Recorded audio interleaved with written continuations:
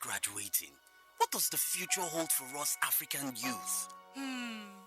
After graduating from college, is securing a job certain?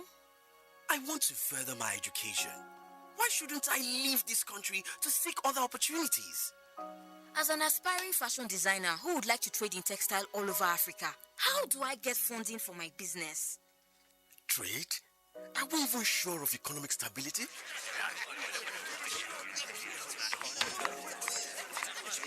As for me, I just want to expand our family farm and set up a food processing company. But how can I easily transport and sell my goods to other African countries? Have you not heard of Agenda 2063? What is Agenda 2063? Agenda 2063 is the master plan for transforming Africa into a global powerhouse of the future by the year 2063 and ensuring that Africa's development is driven by investments that are sustainable and benefits all people, and that development activities will promote unity, self-determination, freedom, progress and collective prosperity pursued under the ideals of Pan-Africanism and the vision of Africa's Renaissance. Do you know Agenda 2063 aims to increase investment in key infrastructure, improved agricultural practices and better management of our natural resources, as well as access to quality health and education to enable Africans to unlock their full potential? And with a well-educated society and empowered people, our communities will thrive as Africans actively participate in decision-making to promote good governance, democracy, respect for human rights, and the right to live in stable and peaceful societies. And a peaceful and secure Africa will provide the right environment we desire for growth and development, productive employment and decent work for all. We can build more world-class infrastructure, sustain industrialization and foster innovation as we invest in the blue ocean economy, agriculture, advanced technology, transportation, health, renewable energy, commerce and finance, and even outer space technology, translating into a better standard and quality of living for all African people. The Agenda 2063 promotes a united Africa with a strong cultural identity, common heritage, values and ethics. Agenda 2063 will enable Africa to position itself as a strong, united, resilient and influential global player. Wow, that is the Africa I want. That is the Africa I want. That is the Africa I want. That is the Africa I want. That is the Africa I want. This is the Africa we want. Let us unite to build the Africa we want. Visit www.au.int to learn more about Agenda 2063.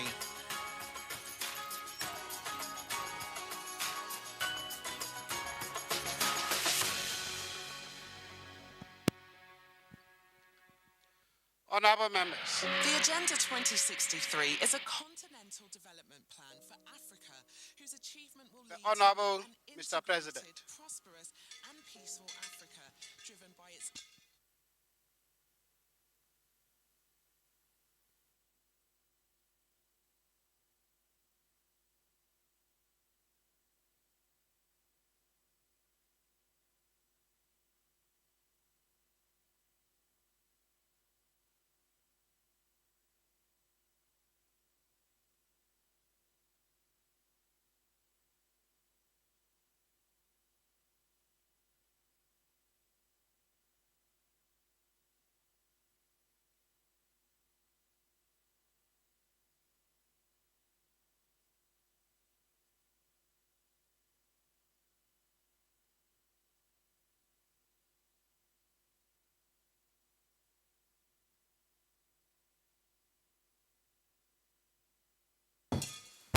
Good morning. May I allow a moment of prayer and meditation.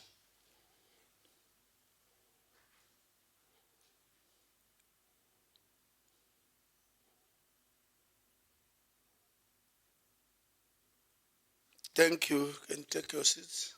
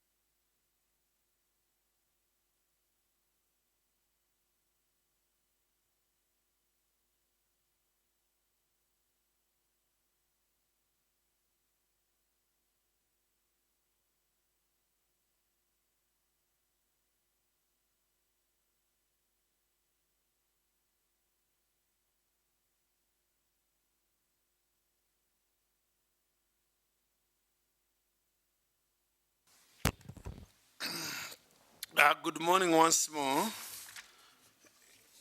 Good morning once more. Thank you. I hope you had a good weekend.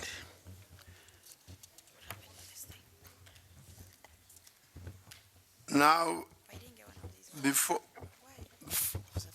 I invite the chair of Trade Committee, Honorable Bideri,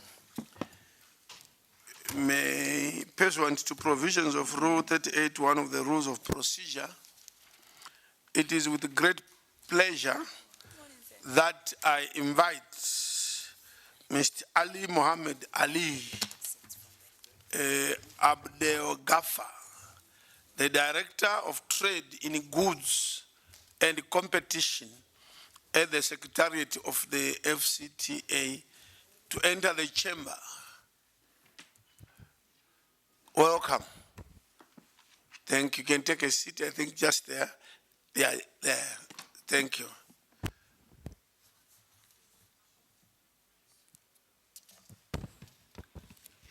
The clerk can read the first order of the day. Merci, Excellence. Good morning, Your Excellency the President. Good morning, honorable members of Parliament. The first item on our agenda for today is the presentation and debate on the report on the African Continental Free Trade Area Agreement. I now call upon Honorable Senator John Bones Bideri, Chairperson of the Committee on Trade, Customs and Immigration Matters, to present his report.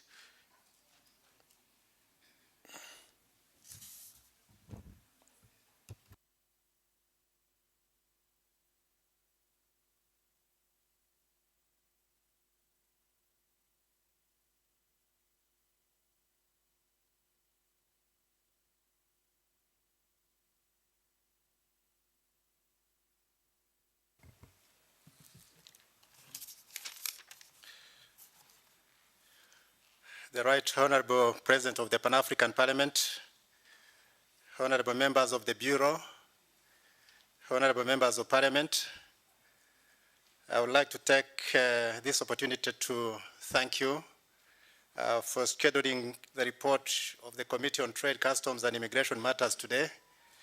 Indeed, we appreciate.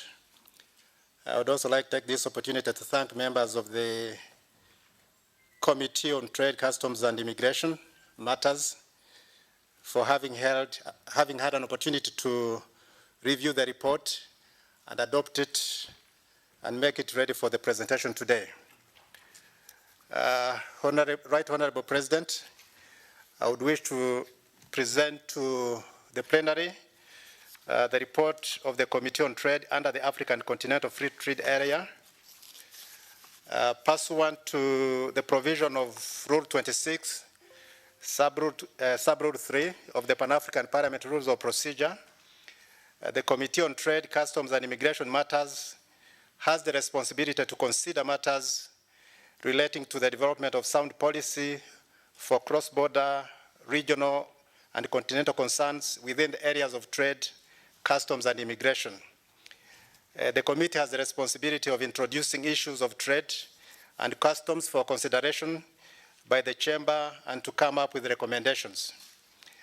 Allow me to highlight the role of the African Parliament on trade facilitation in Africa, which is clearly defined under the AU Agenda 2063 and Aspiration 1 of the African Union Agenda 2063 that aims at a prosperous Africa based on inclusive growth and sustainable development.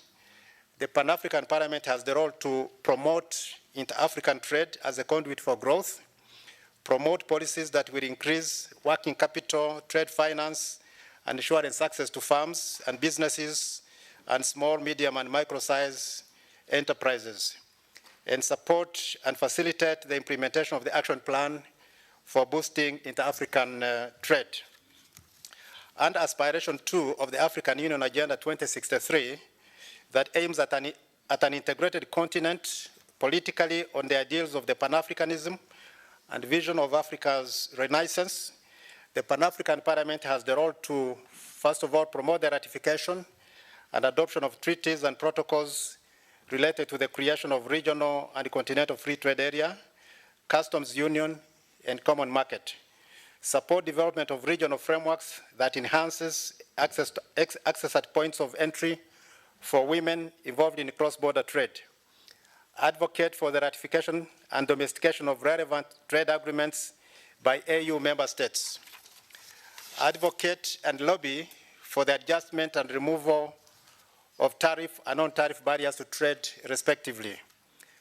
Right, Honorable President, allow me to highlight some of the activities undertaken by the Committee on Trade, Customs, and Immigration Matters in the areas of intra-African trade and the implementation of the African Free Trade Area Agreement. Under advocacy, the Pan-African Parliament has been advocating and lobbying for the participation of African people in the negotiation of the AfCFTA and the Protocol on Free Movement of People in Africa and the African Passport. Consequently, recommendations have been adopted by the Pan-African Parliament on the free movement of people in Africa and the African Passport during its May 2017 ordinary session. Indeed, in an AU Extraordinary Summit held in Kigali on 21st March 2018, the Assembly adopted the agreement establishing the African Continental Free Trade Area and the adoption of the protocol to the treaty establishing the African Economic Community relating to free movement of persons, right of residence, and right of establishment, protocol on free movement of persons. The other activity under advocacy, the Pan-African Parliament during its sixth ordinary session of the fourth Parliament held in May 2018 resolved to initiate advocacy activities to expedite the signature, ratification, domestication, and implementation of the agreement establishing the African Continental Free Trade Area and the protocol to the treaty establishing the African Economic Community relating to the free movement of persons, right of residence, and right of establishment. It further urged the members of Pan-African Parliament to popularize the AfCFTA agreement to the members of their respective national parliaments and communities in order to promote national ownership of benefits of the AfCFTA and the protocol on free movement of persons in the socio-economic development in Africa. Work in collaboration with the national parliaments and their members to urge their respective governments, where applicable, to sign, ratify, domesticate, and implement the AfCFTA and the protocol on free movement of persons. Regularly monitor progress on and encourage domestic parliamentary oversight over AU member states' signature, ratification, and implementation of the AfCFTA and the protocol on free movement of persons, and work towards the harmonization of member states' laws, policies, and structures in order to facilitate the implementation of the AfCFTA and the protocol on free movement of persons. Under capacity building, in March 2020, the Pan-African Parliament Committee on Trade, Customs, and Immigration Matters and the Committee on Transport, Industry, Communication, Energy, Science, and Technology organized the Continental Workshop on Stimulation of Intra-African Trade in the framework of the implementation of the Africa Continental Free Trade Area. The Continental Workshop was organized in Rabat, Morocco in March 2020 in collaboration with the Parliament of Morocco. The main objective of the workshop was to strengthen the level of understanding and mastery of existing agreements and programs at continental and international level by the members of the two committees, and to develop strategies for stimulating intra-African trade by the Pan-African Parliament. During the workshop, participants were briefed on national approaches to trade facilitation, the experience of the Kingdom of Morocco, implementation of strategy for the African currency exchange, Morocco's preparation for the establishment of the AfCFTA, and NEPAD's contribution to boosting intra-African trade. At the end of the joint workshop on intra-African trade in the context of the implementation of the AfCFTA, the participants and members of both committees recommended that African states should accelerate regional economic growth and strengthen scientific research to fill the human resource gap. 2, the need for the Pan-African Parliament to draw up a model law on the harmonization of tax and customs legislation in order to simplify the customs regime, make trade between states fluid, and promote the expansion of African companies through the development of value chains. Parliamentarians should also raise awareness in their respective countries to set up online support platforms for approved economic operations. Right, Honorable President, during the Pan-African Parliament Committee's first statutory sitting in the year 2022, held from 22nd August to 2nd September 2022, a presentation was made to the Committee on Trade, Customs and Immigration Matters by the African Continental Free Trade Area Secretariat on the status of implementation of the AfCFTA and the role of the Pan-African Parliament in fast-tracking the implementation. The presentation focused on the following areas, namely the current status of the AfCFTA agreement in terms of signatures and ratification by member states, schedules of tariff concession, rules of origin, non-tariff measures, status of trade and services negotiation, dispute settlement mechanism, phase 2 issues, implementation, tools and instruments, and then the way forward. The presentation was made by Mr. Mohammed Ali, Director of Trade in Goods and Competition at the AfCFTA Secretariat, and we are very happy that he's again here to continue the discussion with the honorable members of Parliament. In his introduction, the presenter recalled that 54 out of 55 countries had signed the agreement establishing the AfCFTA, and after signing, 43 countries had ratified the agreement.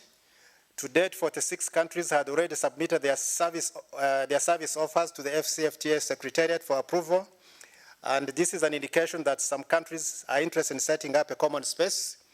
However, other countries still have to take measures to ratify the agreement.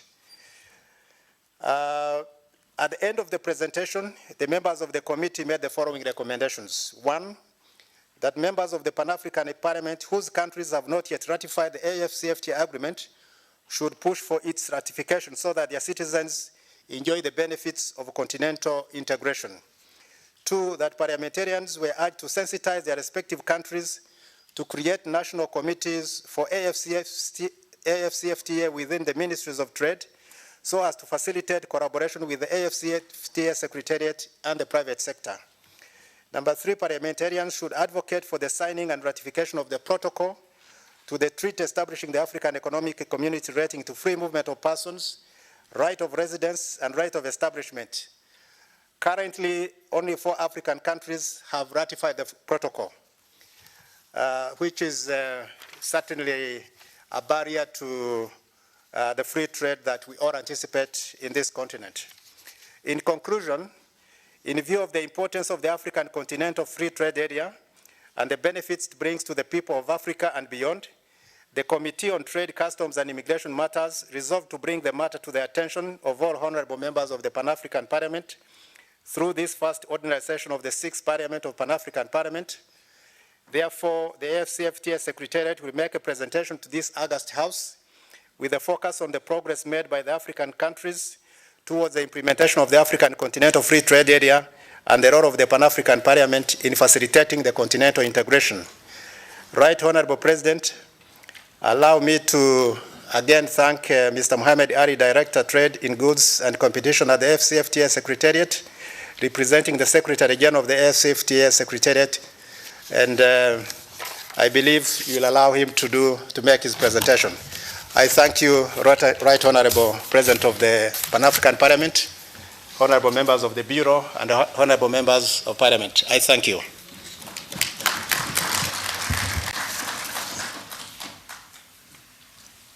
Thank you very much, Honorable Senator John Bones Bideri. Another louder applause.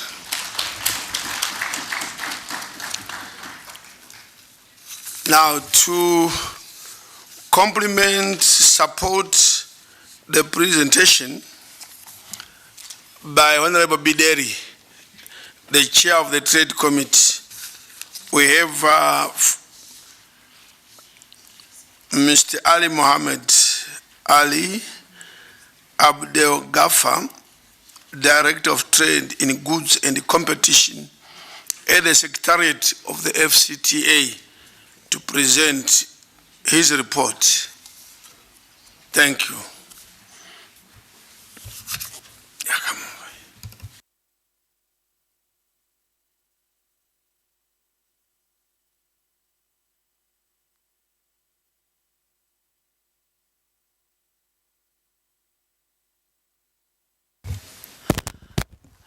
Good morning, Honorable Chairperson, Honorable Bureau members, Honorable members of the Pan-African Parliament.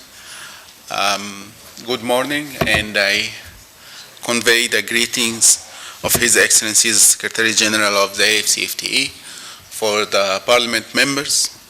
I'm here to do a presentation about the progress made so far on the AfCFTA agreement, the African Continental Free Trade Area. The trade area that's supposed to govern the trade relation among the African countries. Trade area that potentially will include 55 members of the African Union. Allow me to start my presentation on making brief on where we are in terms of ratification, in terms of the submission of tariff concessions, in terms of some of the tools that we adopted in the AfCFTA to fast-track the implementation of the agreement, and also in addition to give some highlights about some of the technical tools, some of the tools that we applied to implement the AfCFTA, and some of the lessons learned, and share with you, honorable members, what in our view the contributions that we are looking forward from the member states and from the honorable members of the committee. If we can move to the next slide.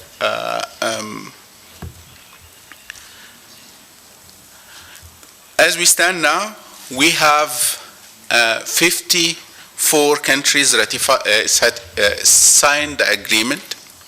Out of the 54, 44 ratified the agreement, with Guinea-Bissau the most recent member to ratify the agreement. As we stand now, as well, the Secretariat received 46 schedule of tariff concessions, and in trade and within the AfCFTA, the schedule of tariff concession mean what the member states are willing to concede in terms of tariff to allow market access for other African products. So we received more tariff concessions offers than the ratification, which show and signal that most of our countries are actually willing to take fast technical steps toward the implementation of the AfCFTA, while the ratification is still a procedure that either based on the national and constitutional procedures, or some steps that is require a finalization of some protocols and annexes within the AfCFTA. The AfCFTA agreement structure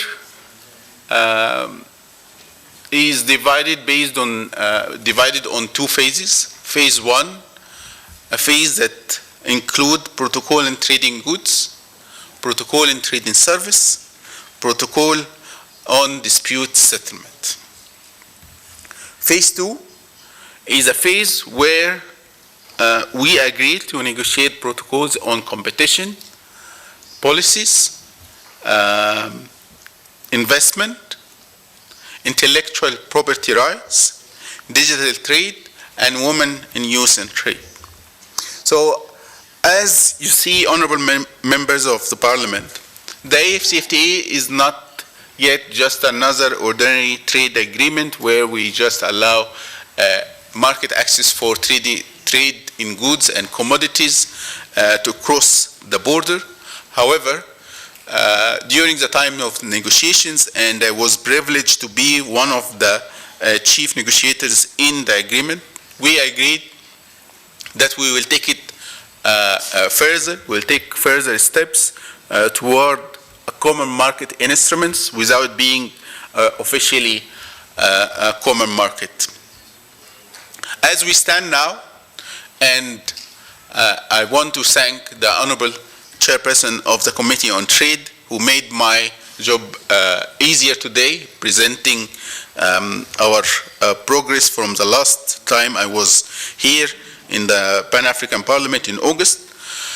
Since August, we had within the last 2 months progress that I want to report. The first progress that we made, that the protocols on competition, the protocol on investment, the protocol in IBR has been finalized and concluded. And they will be submitted to the next Heads of States and Government Summit in Niger, November this month, for adoption, which means the next step will be up to yourself, the honorable members of the parliaments, to ratify those protocols in according to the national laws and regulations. The next item I want to speak about, or the next thing I want to speak about some of the instruments aside from the protocols and annexes and legal text that we have taken to fast-track the implementation of the AfCFTA and to assure that the AfCFTA is working for everyone. The first point I want to highlight is the adjustment facility. We, in the AfCFTA Secretariat, we worked with Afri-Exim Bank to design a fund. We call it the Adjustment Facility Fund. The aim and the main purpose of the Adjustment Facility Fund is to overcome the short-term challenges and negative impact on the liberalization process under the AfCFTA, which means if you are a state party for the AfCFTA and you submitted your market access offers, you should expect that there will be a shortage in the revenue collection due to the tariff reduction. So the Adjustment Facility Fund is designed to offset this shortage in the midterm and the short term, while we are looking forward on the long term for agreement and instruments that benefit everyone.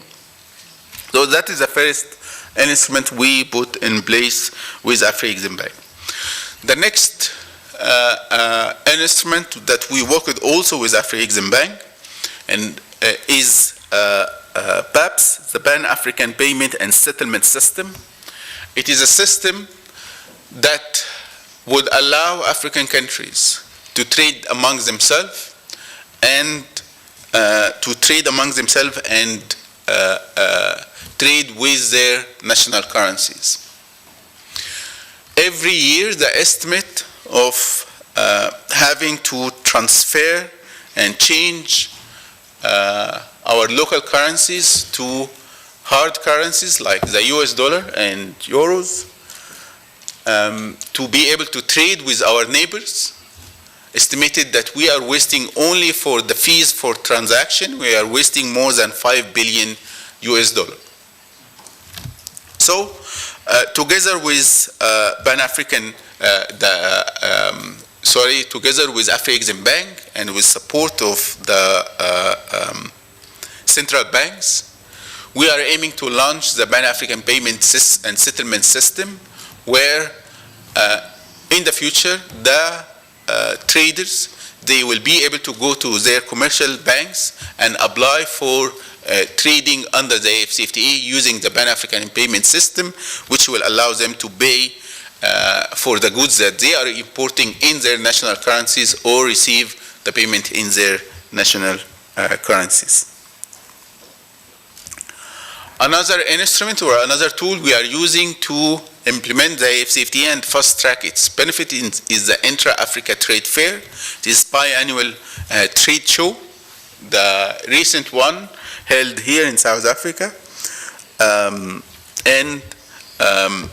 The aim of the Pan-African, the aim of the Intra-Africa Trade Fair is to provide a platform for our businesses, for our exporters to engage directly and to create opportunities under the AfCFTA. The last Intra-Africa Trade Fair held in 2021 in Durban, and the next one will be in Cote d'Ivoire in 2023. Moving to the next tool that we applied is the e-tariff book. We are hosting currently on the website of the AfCFTA electronic tariff book for the AfCFTA, where our traders and businesses can search by their products and can search by destination and find the treatment and market access treatment of their products online. It is still work in progress. Currently, we have the market access for 33 countries, 33 state parties of the AfCFTA within the e-tariff book, and we are working on adding the rest of the African countries on the electronic tariff book. Moving on for the next instruments that we are applying, we finalized and produced the Rules of Origin Manual. The Rules of Origin Manual allow the businesses and traders and manufacturers to see what type of rules of origin we choose for the AfCFTA and how to implement them. It was to mention that for the AfCFTA rules of origin, the negotiators used rules that favor the African inputs. In many cases and in the most sensitive products, we require inputs from the African region to be either wholly obtained from Africa, or at least 60% of the product should be African made or African collected. Moving on, also we are planning to have our next or our first AfCFTA business forum on March 2023. It will be hosted, as we speak now, it will be hosted in Cape Town, South Africa, which will be the first business forum that focus on the AfCFTA and will have a showcase of the opportunities of the AfCFTA for all African traders. Moving forward, one of the key achievement or key delivery for the AfCFTA that happened also last month, so it is a new report since our visit in August, is the Guided Trade Initiative. The Guided Trade Initiative is an initiative that is driven by the Council of Ministers of Trade and driven by the AfCFTA Secretariat that seeks to facilitate the commercially meaningful trading under the AfCFTA. We selected 7 pilot countries to be part of the guided trade, and the aim of that pilot phase was to test the operational and institutional and legal trade policy environment for the AfCFTA, to allow commercially meaningful trading under the AfCFTA to commence, and to send important positive message to the African economic operators about the opportunities under the AfCFTA and the promises of this agreement. If you can move to the next slide. Yes, please. So on this slide, you can see real pictures for the trades that happen under the guided trade initiative. I'm happy to announce that we were able to facilitate coffee products exported from Rwanda to Ghana, tea products exported from Ghana, Kenya to Ghana, ceramic tiles exported from Ghana to Cameroon, dried food and tea samples exported from Cameroon to Ghana, processed food exported from Egypt, plastic packaging materials exported from Mauritius. All of these trades happened under the AfCFTA with the AfCFTA certificate of origin and with the AfCFTA trading documents. If you can move to the next slide. So the criteria we used to select the countries for the pilot countries were simply to make sure and assure that we have regional representation from the different regions of Africa. While the Council of Ministers in their last meeting, end of October, they decided to invite all the African countries to be part of the guided trade initiative, taking into consideration the following criteria. For countries that want to be part of the guided trade initiative, they need to be a state party of the AfCFTA agreement, which means they need to ratify the agreement. Number 2, they need to have a schedule of tariff concessions that is technically verified in accordance to the agreed modalities. They need to gazette, according to their national laws, the schedule of tariff concessions, and to have ad hoc committee to implement the AfCFTA and willing to mobilize their businesses. Honorable members, during the guided trade initiative, there were lessons learned, and I will be keen to share some of those lessons with you. The first lesson I want to mention for the guided trade, from the guided trade initiative, that our businesses are eager to harvest the benefits of the AfCFTA. And the sensitization about the AfCFTA is a collective responsibility.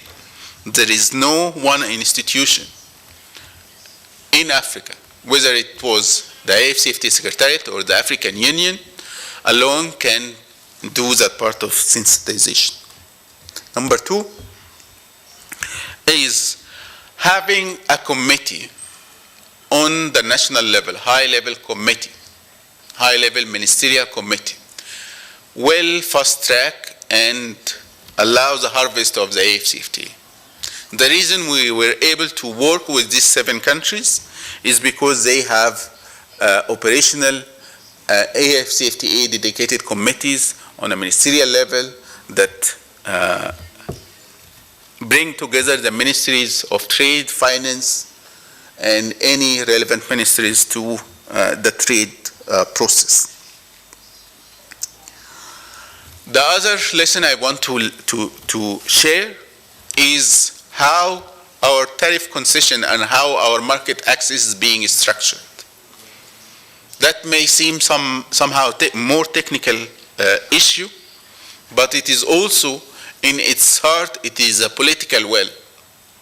When we were negotiating the AfCFTA agreement back in 2017 and 2016,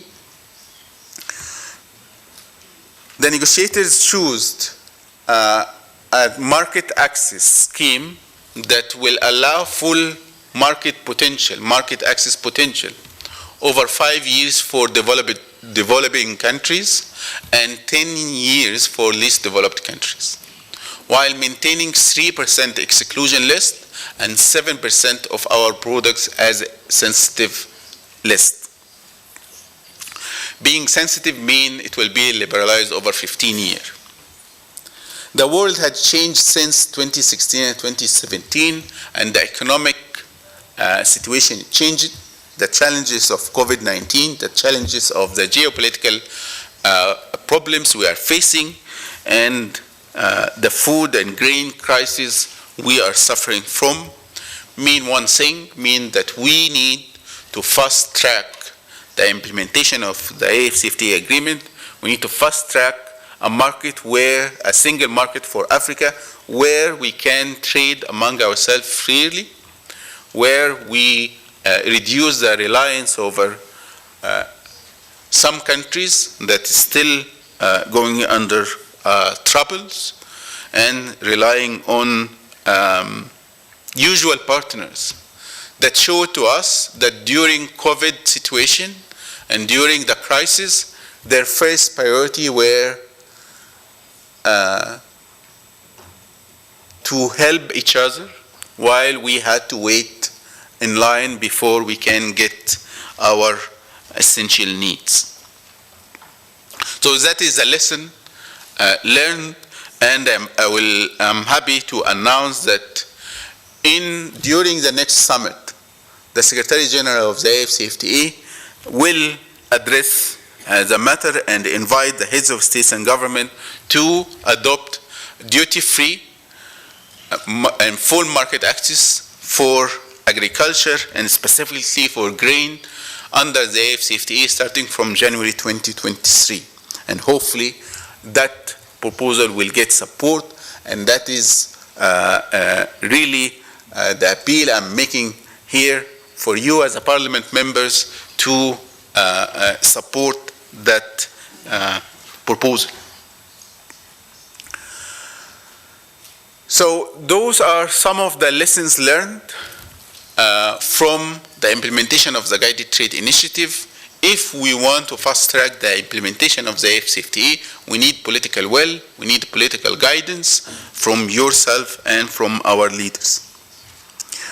Moving from the Guided Trade Initiative and explaining some of our priorities of the AfCFTA, the priority number one for us is strengthening the institutional capacity and stakeholder engagement, meaning awareness, meaning connecting with the key players in Africa to fast-track the benefits of the AfCFTA. Priority number two for us is to conclude the outstanding negotiation, which we successfully finalized the protocols on investment, competition, intellectual property rights, and we will commence right away with a deadline aiming for July 2023 to finalize the protocol on women on trade and digital trade. Priority number three is the private sector development and the private sector engagement and resource mobilization to achieve the goals of the AfCFTA. Priority number four is the value chains development and industrialization and the development and finalization of special economic zone regulations and infant industry regulations. The value chains within the AfCFTA context mean connecting businesses having rules of origin that encourage a textile manufacturer in country A to get the cotton and get the input material from another African country instead of going to Asia to source those inputs. Priority number 5 is the customs harmonization, transit, and trade facilitation. So, moving to the next slide, we speak more about the value chains development and what we are trying to focus. We can't start by focusing all the sectors, so we are selecting sectors which are agriculture and agro-processing products, automotive, pharmaceuticals, and transport and logistics. These are the 4 main areas we are trying to pilot, and we start to focus on where we address the value chain development. Honorable Chairperson and honorable members of the Parliament, that is my brief presentation about the progress of the AfCFTA, about the progress of phase 1 and the implementation of trading goods commitment, and the status of the negotiation of phase 2. I will end by a note saying Parliament play key role in implementing the AfCFTA. The AfCFTA signed in Kigali in March 2018 and they entered into force in June 2019. The entering into force came as one of the fastest instruments of the African Union to enter into force. And from June 2019, even during the COVID era, we reached from, or we increased the number from the minimum threshold of 2022 ratification to now having 44 ratification. So the important role of Parliament to ratify and follow up the implementation of the AfCFTA as a blueprint for economic integration for the African Union is very crucial and very important for us, and we will continue count on your valuable support, continue counting on your valuable guidance for us to implement the AfCFTA and to achieve the Africa we want. With that, Honorable Chairperson, I submit and I thank you for your time.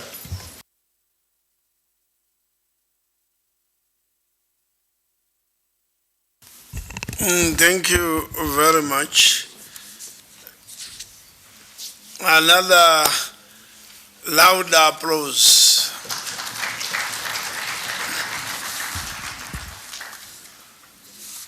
Now, before we go to debate, you may agree with me and those who advised me that we have presentations later on the role of Pan-African Parliament and African Union Labour Migration Advisory Committee.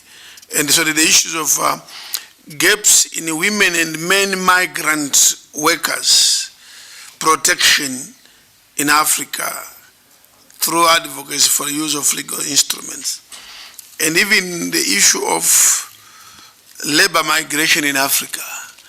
Because trade, movement of goods and the movement of people are 2 sides of the same coin.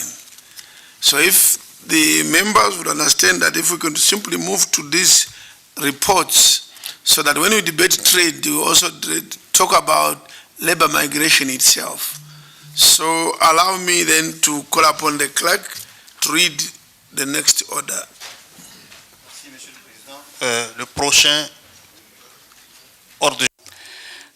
The next item after the presentation and debate will be a report on the seminar on protection of migrant workers in Africa through advocacy for the use of legal instruments, the role of the Pan-African Parliament and the ad hoc African Union Committee on Labour Migration. This will be followed by a presentation on recommendations and resolutions on labour migration. Thank you.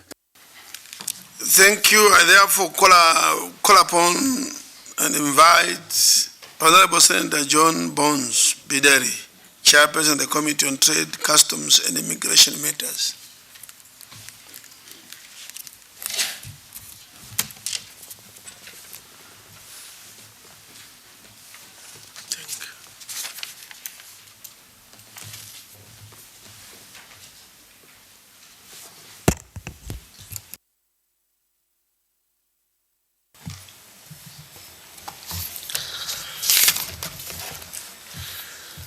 The Right Honorable President of the Pan-African Parliament, honorable members of the Bureau, honorable members of Parliament, I thank you again for allowing me to make the second presentation this morning. I indeed agree with the Honorable President that the earlier presentation and this one are interlinked, and therefore it's very possible to present them almost simultaneously. Honorable President, I'll do a summary of the report because members of Parliament have been able to receive the main report, and therefore I do believe that I do not have to go through the entire report. The report is on the joint seminar between the Pan-African Parliament and the African Union Labour Migration Advisory Committee.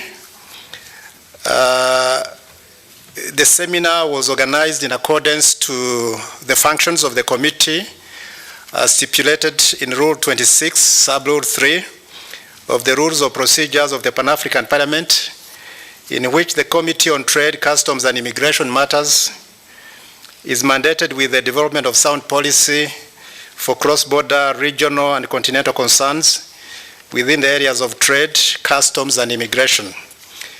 And the seminar involved the participation of 6 other permanent committees of the Pan-African Parliament, which I would like to take this opportunity to thank for their effective engagement.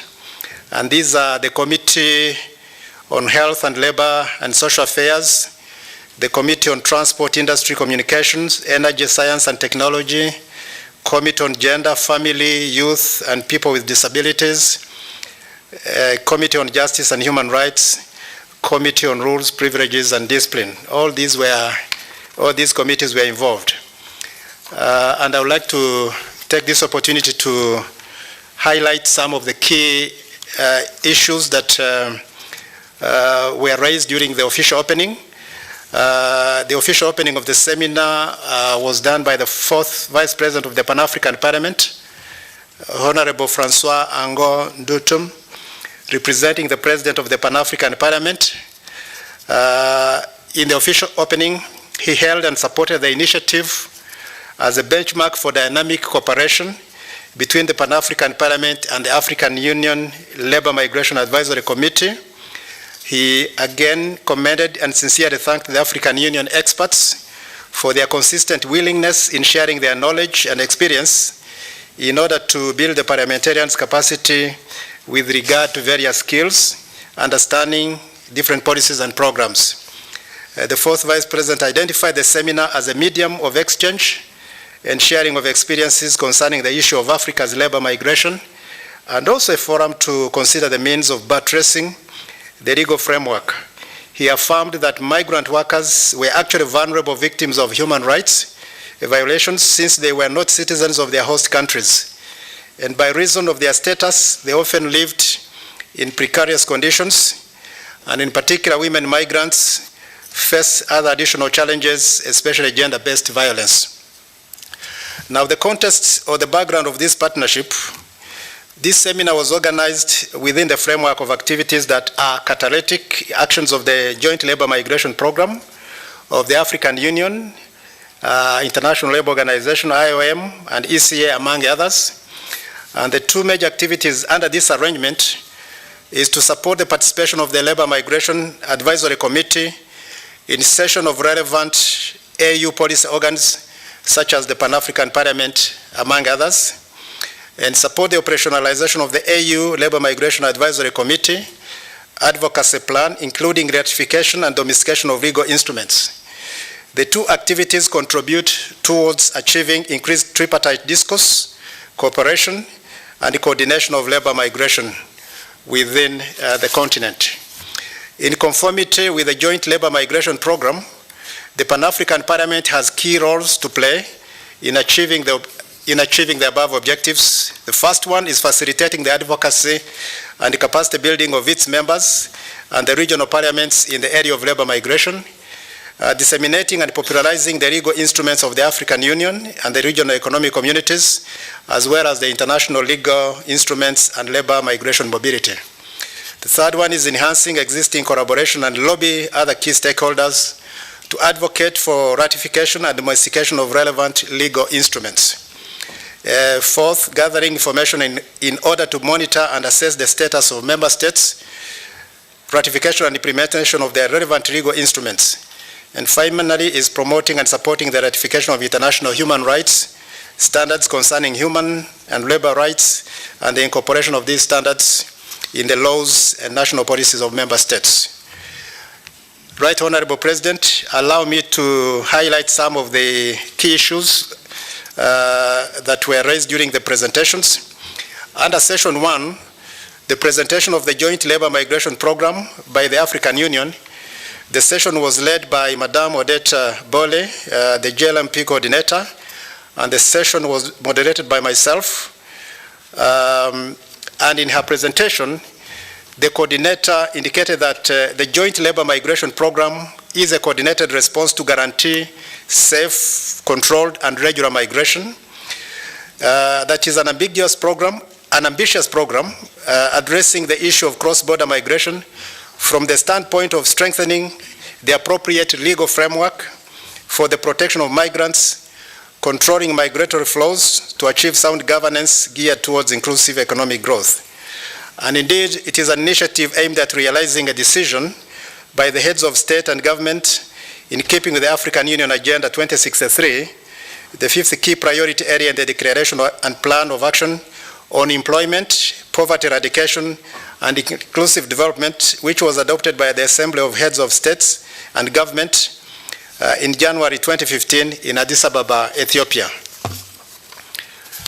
The strategy of the project is based on 4 main pillars, with capacity building as a cross-cutting approach. The first pillar is support to selected MS and regional economic communities on labor migration governance and regulation for women and men migrant workers in Africa. Pillar 2 is to support women and men migrant workers to access social protection and mutual recognition of skills and educational levels. Pillar 3 is to support to evidence-based labor migration management through increased utilization of labor migration, disaggregated data and statistics.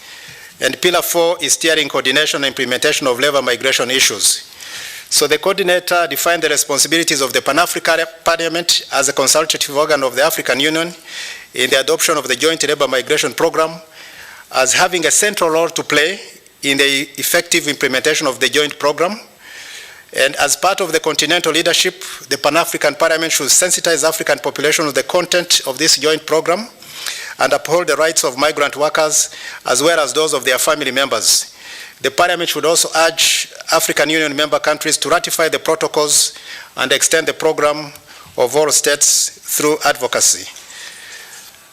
Under Session 2, which focused on the shortcomings in the protection of female and male workers in Africa, the presentation was made by Madame Barbara Banda, a member of the Labour Migration Advisory Committee, representing women in cross-border trade.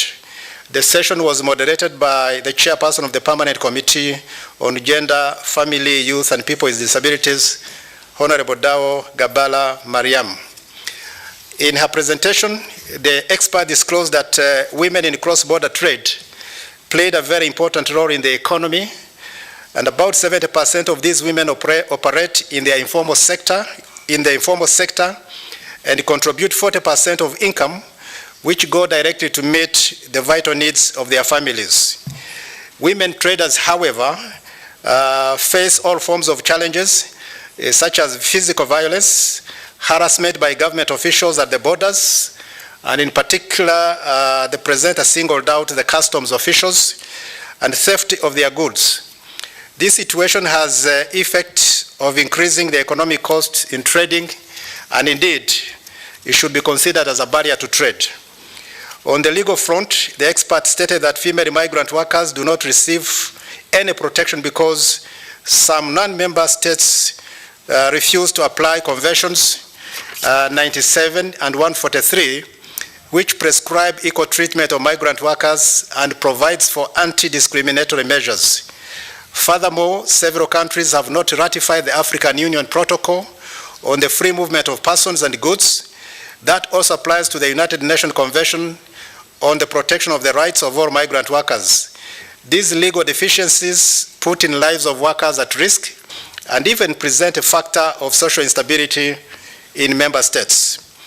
Considering the said unequal and unfair treatment of female migrant workers, the expert advocated legal protection of workers operating in the informal sector. Such legal support protection would hinge on the participation of the Pan-African Parliament in the capacity of a facilitator for AU member states to bolster the required protection and defend the rights of migrant workers in Africa. Session 3, advocacy for the use of legal instruments and the role of the Pan-African Parliament and the African Union Migrant Labour Advisory Committee. The moderator was the chairperson of the Permanent Committee on Justice and Human Rights, Honorable Jean-Marie Nibiranije. One of the presenters, Mr. Dickens Ouma, a representative of Business Africa, talked about work productivity as being based on rationality and not nationality or gender or any other measure that lacks objectivity. The general rule should apply to all equally, and indeed that rule should impose the creation of a proper working environment that enables every worker to operate freely and achieve the expected results. Unfortunately, according to the speaker, the rule is often applied selectively, and yet equality in terms of work and rights was the best path to follow in the business world today. To enforce the rights of Africa's workers, the speaker called for a united effort on the continent and urged the Pan-African Permanent Committees to resolutely commit to aiding the process of effective implementation of intra-African trade in accordance with the AfCFTA protocols. Further to that, he called on the removal of the fundamental impediments to migrant worker rights. The expert advocated for a dynamic collaboration between the Pan-African Parliament and AU organs in putting in place a follow-up mechanism for ratification of the relevant protocols. The coordinator of the Confederation of Workers at the level of the AU and member states, this presentation was done virtually, emphasized the fact that migration should not be conceived as a threat to host countries, but rather as an opportunity, and that explains why some countries placed no obstacles in the way of migrant workers. He cited an example of Rwanda, which willingly accepted migrants from Libya and those turned away by the United Kingdom. It was therefore important to protect migrant workers under the law, and that work was the very essence of human dignity, and the absence of established laws put migrant lives at risk. After the presentation, there was a general discussion in which honorable members of Parliament were able to make contribution to the debate. In the interactive discussion among parliamentarians and experts, most matters raised concerned the ratification of the Malabo Protocol, crafted to concretize the legislative power of the Pan-African Parliament, the Protocol on the free movement of persons, and the Conventions on migrant and domestic workers, in recognition of the role that the Pan-African Parliament would assume in the process of ratification of AU protocols and the domestication of legal instruments. The parliamentarians thus saw the need to create a synergy as a basis for collaboration with African Union organs so as to acquire the necessary tools to exercise their powers. Africa being a continent on the move, the parliamentarians gave attention to the training of women and to ensure their empowerment. The issues of legal protection of human rights in general and those of migrant workers in particular were at the center of the debate. It was found to be the responsibility of the Pan-African Parliament to encourage member states that had not yet done so to ratify the international labor standards and rapidly join the process. That task should only be accomplished based on collaboration between the Pan-African Parliament and AU Labour Migration Advisory Committee. The parliamentarians further requested that the Pan-African Parliament Secretariat update and provide them with a list of all the countries that were not signatories to the envisaged standards. The experts, for their part, while reminding the parliamentarians of their mission, that of lobbying states and governments and sensitizing African populations on the Pan-African Parliament activities, expressed their willingness to guide them towards the best research approach that guarantee legal protection for all migrant workers on the African continent, and by training parliamentarians and providing them the necessary tools for the formulation of a model law concerning migrant workers. The Right Honourable President, some of the issues that require urgent attention were also presented during the discussion.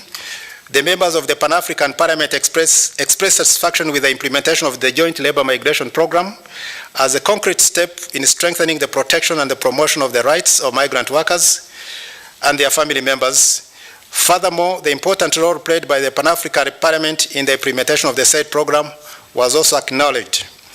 The seminar participants agreed to further the protection and promotion of migrant worker rights through collaboration measures and strategies, and to continue promoting the integration of labor migration issues into the global dialogue on migration at the national, regional, and continental levels, and through a joint endeavor to, among others, facilitate advocacy and capacity building in the area of labor migration for the Pan-African Parliament and the regional and national parliaments, strengthen the existing collaboration and put pressure on other key stakeholders to advocate for the ratification and implementation of relevant legal instruments in national registration, gather information to enable the follow-up and evaluation of the stage of ratification and implementation of relevant legal instruments by member states, support the ratification of international standards in the area of human and labor rights, and the implementation of the standards in the national registration and policies of member states. Spearhead the promotion of the main legal instruments of AU, regional economic blocks, as well as international instruments on migration and mobility of workers in member states. Involve the Pan-African Parliament in protocol formulation. The following were the recommendations made during this particular seminar. The following recommendations were made. One was to the African Union members were urged to ratify and adopt relevant instruments concerning human and labor rights and other international and regional legal instruments relating to labor migration, review them and have them implemented at the national level, and share good practices and approaches. Number two, formulate laws, policies, and strategies based on human rights and taking into account the gender dimension. Conclude interstate agreements, including bilateral labor migration agreements, where appropriate, which would regulate and facilitate safe, dignified, and controlled migration, notably migration of workers. Build the capacity of decision makers, administration, and institutions in the area of labor migration, specifically international labor standards, decent work recognition of skills and qualifications, social protection, and the promotion of regular routes through efficient governance and labor migration. In closing the seminar, the chairman of the Committee on Health, Labor and Social Affairs, Honorable Jean-Patrice Curren, observed that Africa faced widespread migration, whose fallout would definitely impact its development, and the situation could lead to constant instability of people in search of well-being. The deliberations indeed have posed challenges that must be explored further with collaboration of all stakeholders. At the end of this seminar, the Right Honourable President, a communique inviting member states to accelerate the process of ratification and registration, incorporation of legal instruments, was presented in the seminar, and I wish to end there, and I thank you for listening to me. Thank you very much.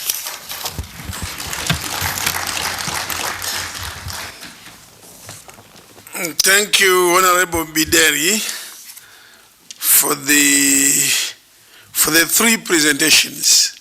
So we can give him a very loud applause.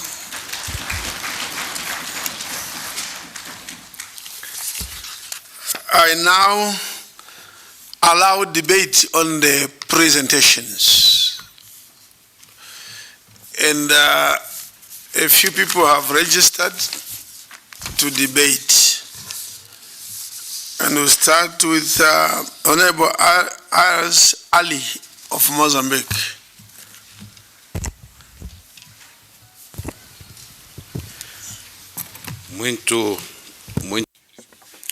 Thank you very much, Mr. President.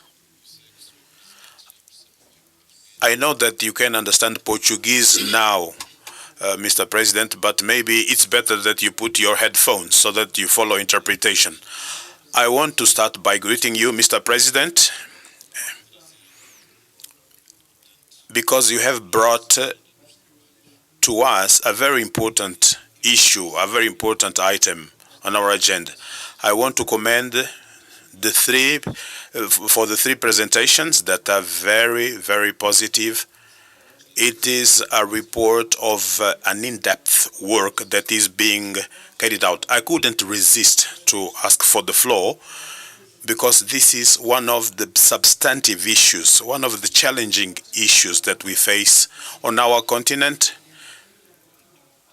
as members of parliament, as parliaments, because we have a role that is extremely important.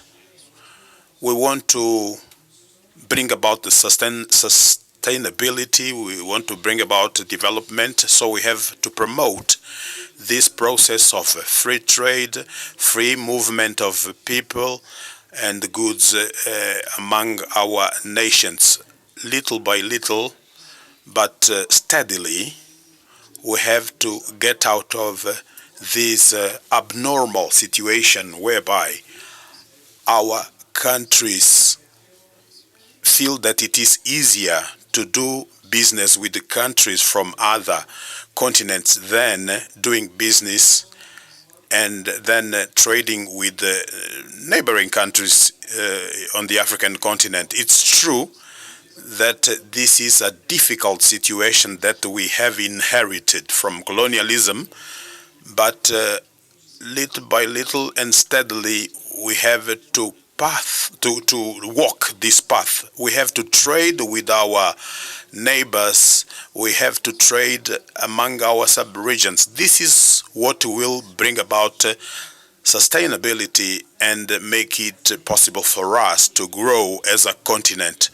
My submission is to support this exercise that the Committee on Trade is doing, and I want to encourage everybody as members of this parliament that we should support our governments, we should encourage our governments to go this path. It's not easy. We know that there are a lot of interests, but we as members of parliament, we have to play our part to convey this message. So my submission is to commend, to encourage the Committee on Trade, and to say that the struggle goes on. A luta continua. Let's continue working on this issue. Thank you, Mr. President. Thank you very much. I now call upon Honorable Wavel Joseph Woodlock of the Seychelles. Thank you very much, Mr. President.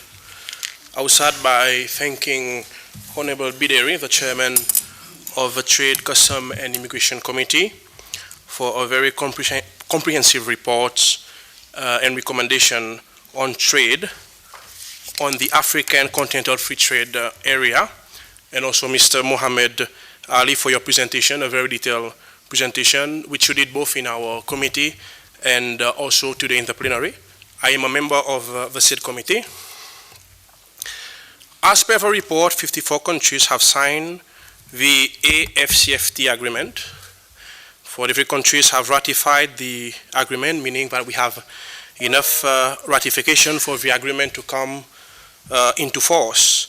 And my country, Seychelles, have also ratified the AfCFTA, that was in 2021. And according to the report, official intra-African trade still remains low. And Africa trades more with the rest of the world than with itself, that is within the continent.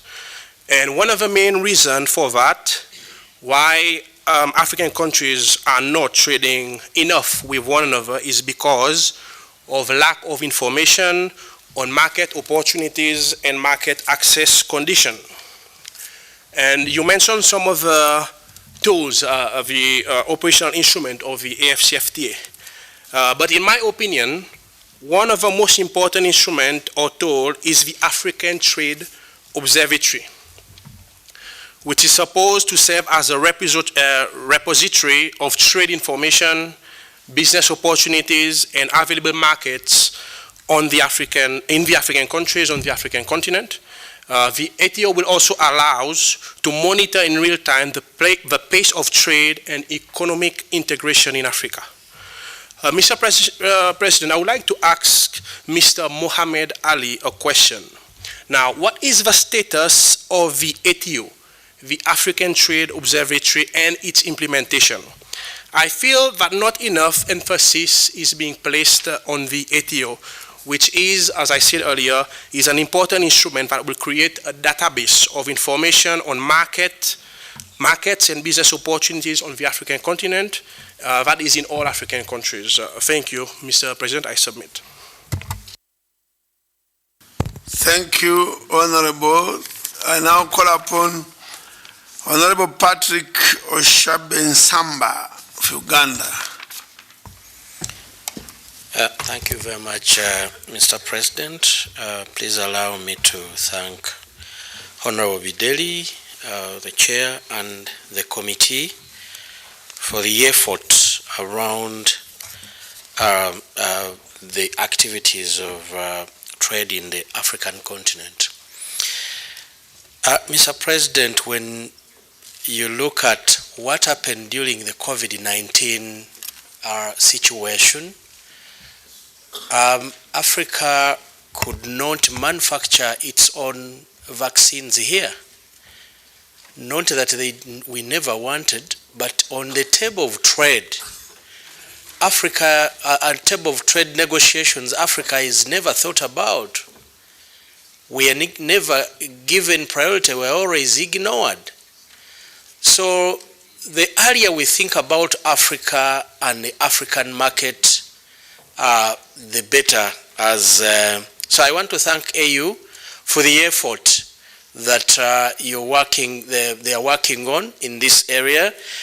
But just a few things that we need to put in order, especially in our house, especially matters to do with cheap credit. We can never keep thinking that we are going to open up the market when there is no credit to support other countries to industrialize. We have a few countries in Africa that we can depend on the products we have, but we need the entire Africa to be in production.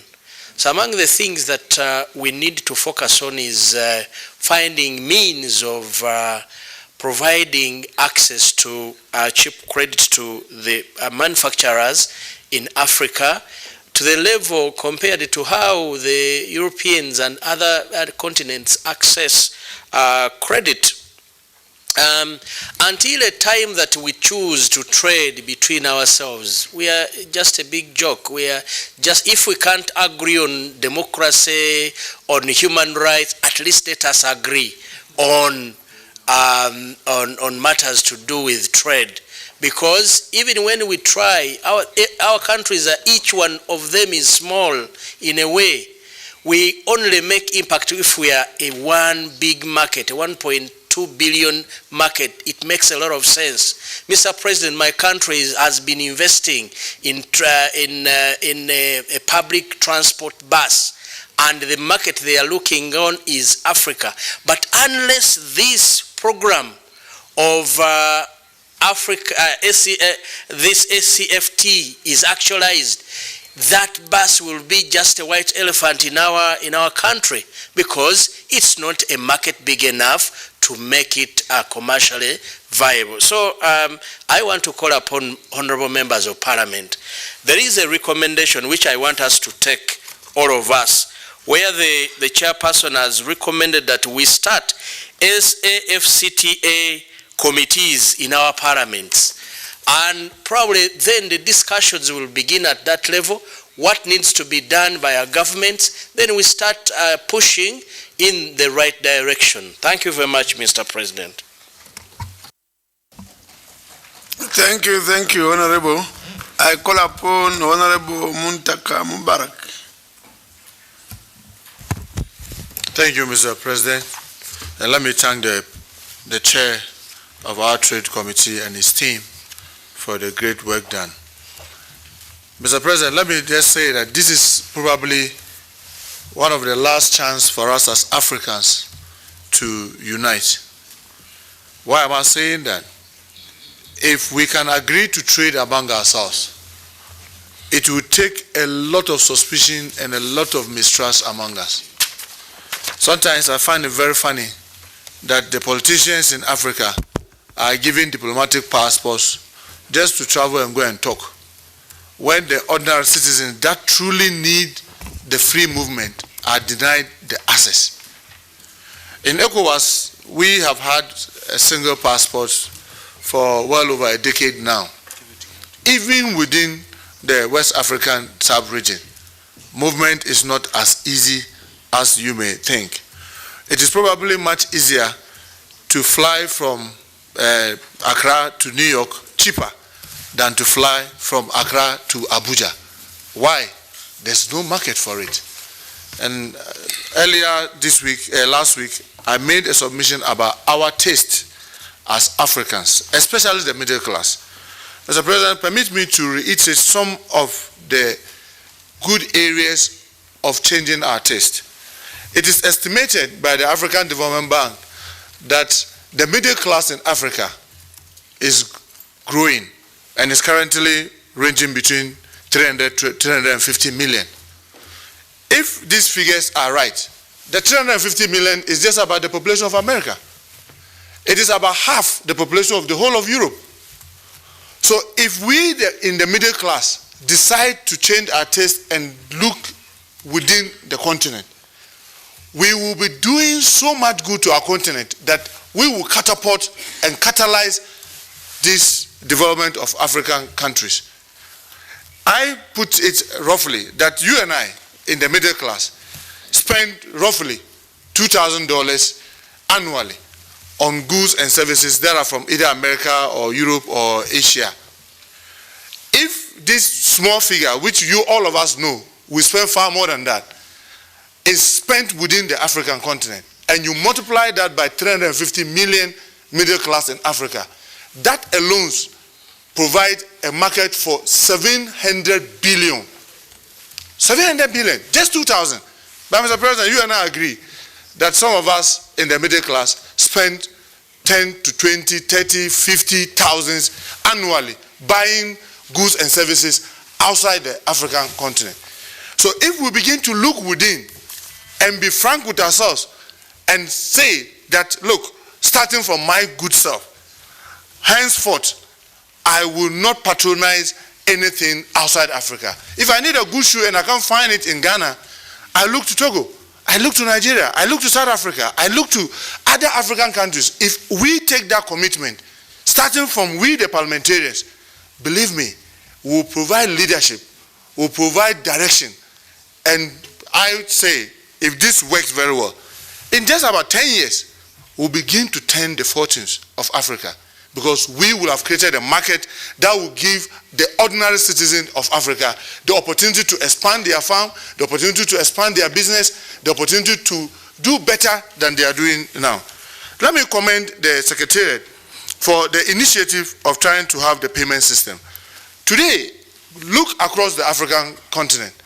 Almost every country is having challenges with its currency because of the current crisis, whether COVID, post-COVID, and then Ukraine, Russia war.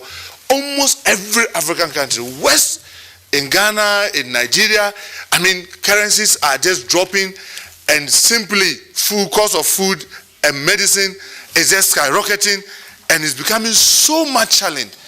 If this payment system is developed, colleagues, like the committee itself is recommending, we need to have committees of the AfCFTA in our parliament. Let's take personal commitment individually as a way to get PAP to survive, that we will be personal crusaders of this system. Because if it works very well, believe me, it will provide stability to almost all our currencies.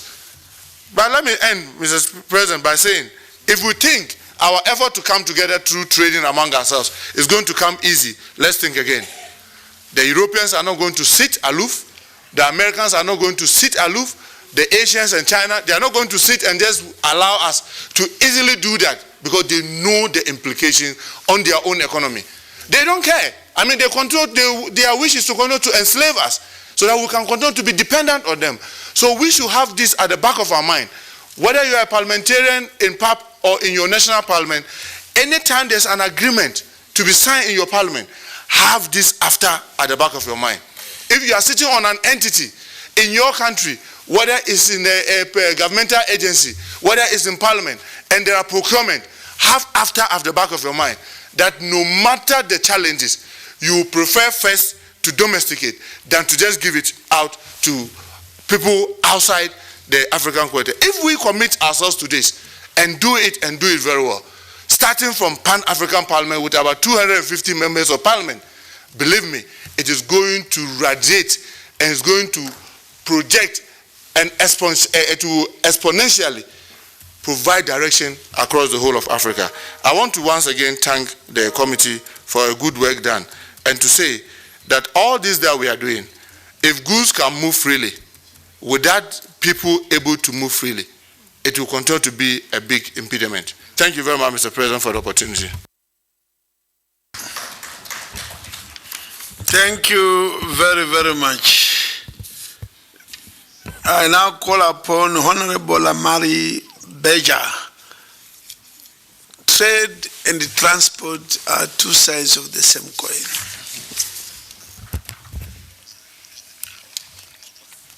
السلام عليكم جميعا السادة النواب Peace be upon to you, Honorable President. Talking to you, Dr. Beja Amali from Algeria, concerning the discussion on the report of the Trade Committee concerning the trade agreement in Africa.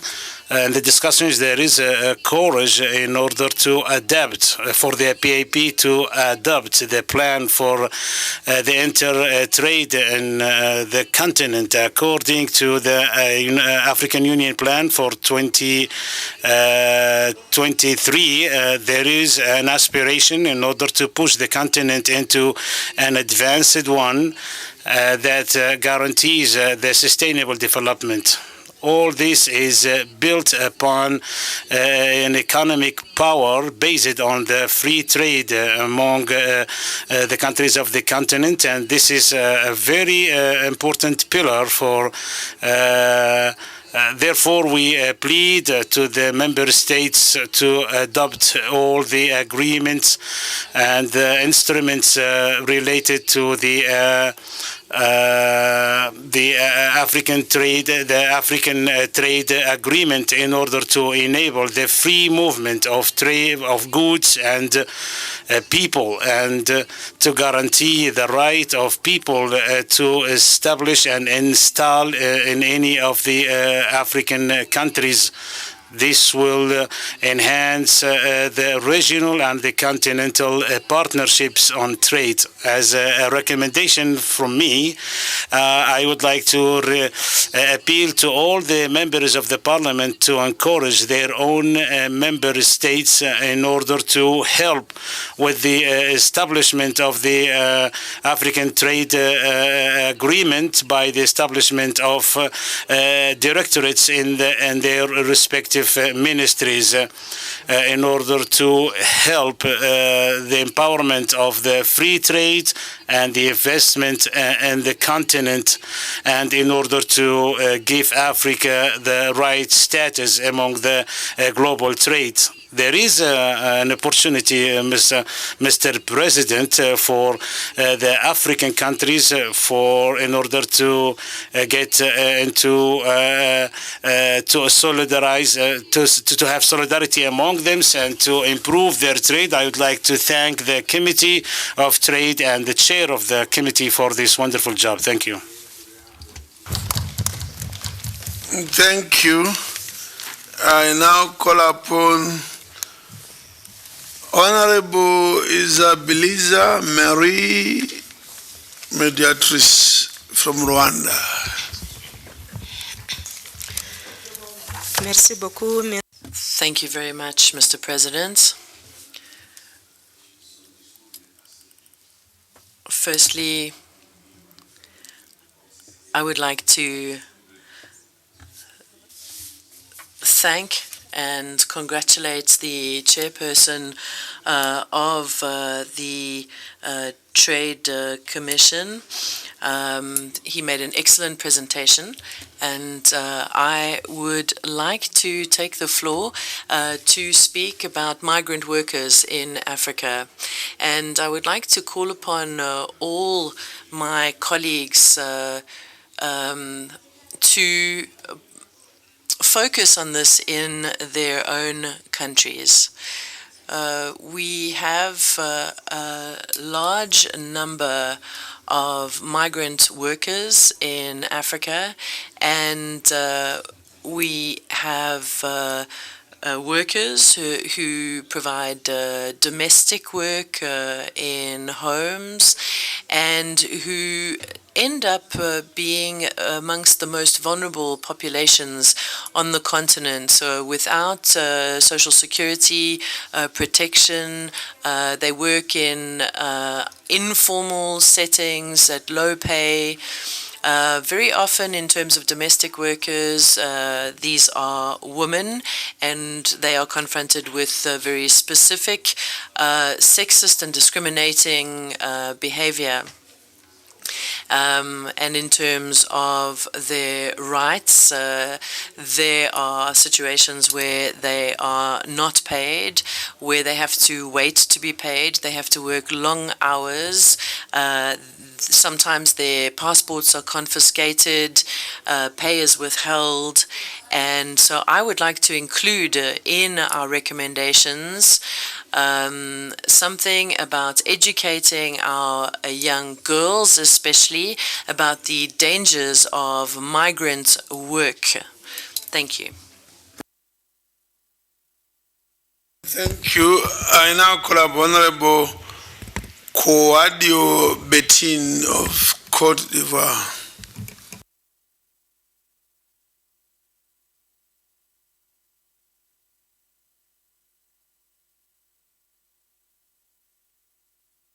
Chamber. We will then move to Honorable Dr. Aoke Amzai Asoma of Ethiopia.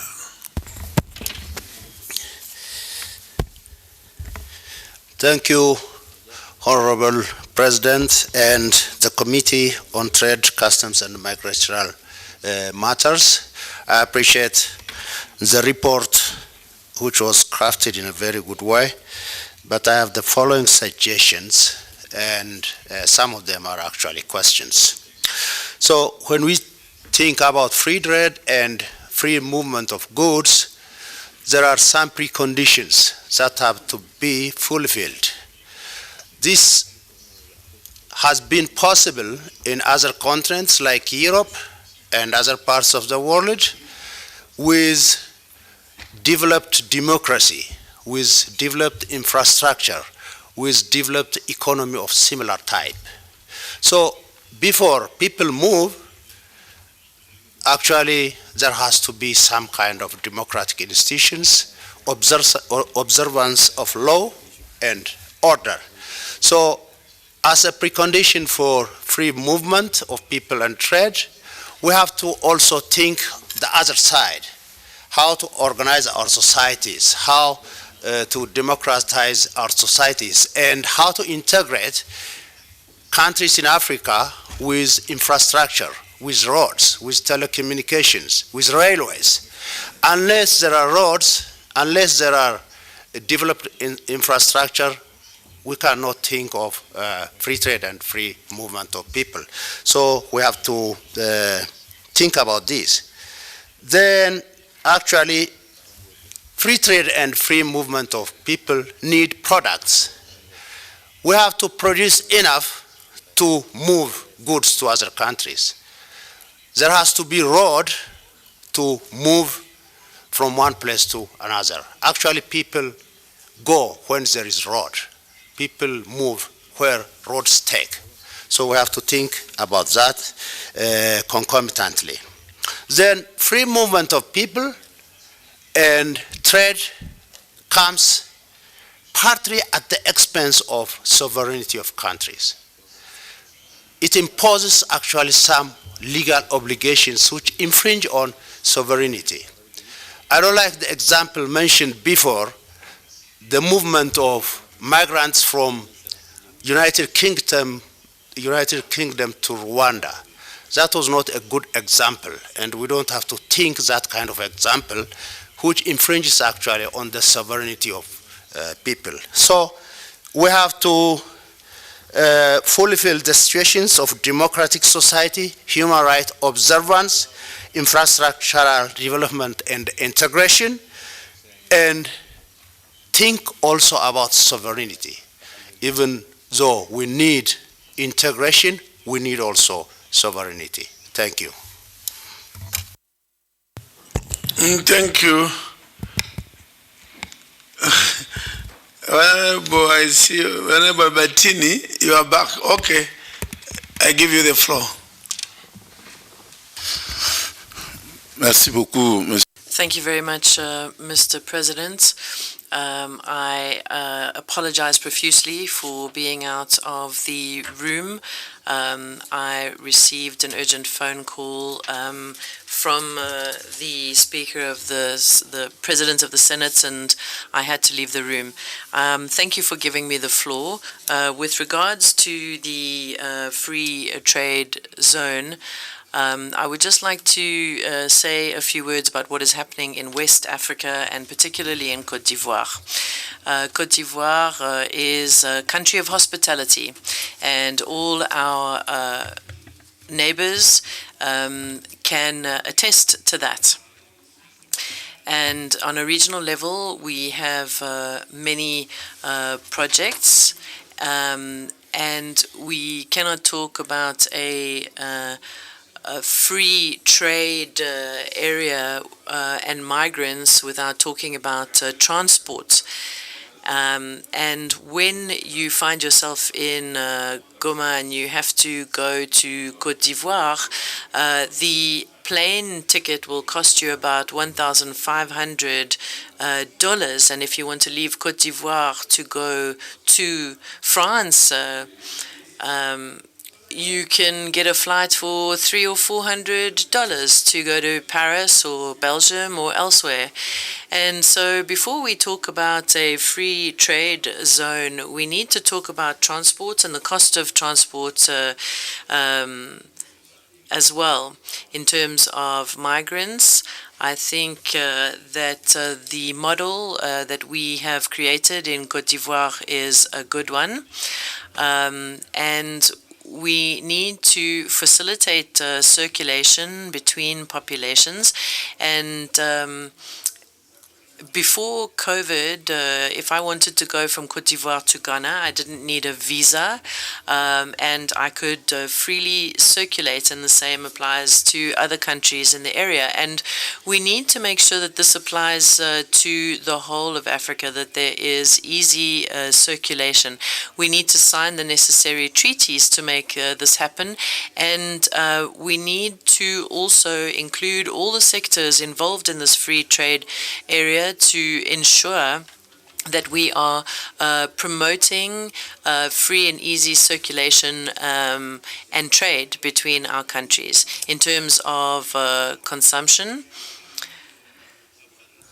we need to encourage all our countries, all our presidents, to develop agriculture instead of importing rice, for example. Africa is blessed with very fertile land, and we should be producing our own crops like rice. It is not normal that we are importing 90% of our wheat, for example, from outside of Africa. And as MPs, we need to work on this. We need to put pressure on the African Union to really ensure that agriculture is developed in Africa, and we need to encourage our youth to get their qualifications and work in this agriculture sector. I'd like to thank the chairperson of this committee for his excellent presentation, and I really would like to encourage all our colleagues to work in their respective countries and promote these two very important themes, the free trade area and the rights of migrants. Thank you. Thank you. I now call upon Honorable Anna Tropia, Theonest of Tanzania. Nakushukuru Mheshimiwa Mwenyekiti. Nitaanza kwa kutumia jukwaa hili kutoa pole kwa nchi ya Tanzania na hasa kwa rais wetu Mheshimiwa Mama Samia Suluhu Hassan kwa ndege au kwa ajali ya ndege iliyotokea jana,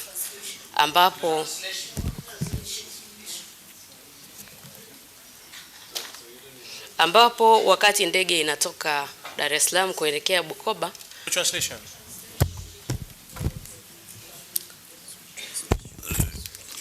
Kiswahili interpreter, are you on? Yes. We are coming back, Mr. President, with a technical problem. We will the Honorable there was a plane accident yesterday in Tanzania. The plane from Dar es Salaam to Bukoba fell in the lake, and more than 19 people died. So it is a great sorrow in our country. And I will come back to speak about the free trade area in Africa. This is possible if our presidents will give it a priority. And we should start to ask ourselves the question, why do people trade? Why do people trade? Why do people trade together? It is all over the world. Trade has always been there all the years. What people trade is just the difference in technology. People trade because of needs or demands, because of economies of scale, because people trade because of qualities. We cannot fail. Our countries, we need our trade. We need, and we have been trading with other countries in Asia and elsewhere. And we have been trading and buying their goods because their prices are low. So if as Africans, we could have reasonable prices from our own countries, trade will be possible. I think the first thing is we must have the assessment. Can all start trade everywhere? Let us look at which products which we can start producing and trade with other countries. For example, if in Tanzania, we can start with agriculture. We have fertile land. We have people. We have infrastructure. I think with that we can do. Others can start producing technological products. So even when we speak about workers, let us say in our place, we don't we cannot receive people because they are not employed. If you come to a country where people have a database, for example, if we have a database, we say if a person who has such qualifications can be entered. So, if we have such a database, we shall use our very people in order to enable movement, free movement of people and goods. And if they come into our country, they will have no problem because they will have the experience and they shall know.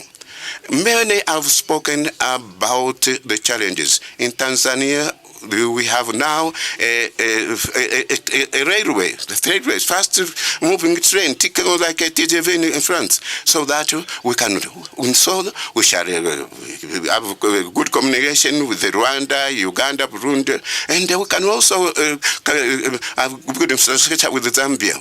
So we should have the projects that we remember that there was a project of a road from Cairo down the stairs. So if we have all these infrastructures improved, we can be, it will help us to trade. It will not take us a long time, but let us start with what we have now. Africa, we should have the same structure for import system. For example, one can order wheat outside Africa when there are some countries in Africa which are producing. So the summits, they should limit trade for goods that we have and we can exchange within Africa. So goods that can be obtained in Africa, let them be bought and ordered in Africa. If we take into consideration of this, I think Africa will have good ways of trading.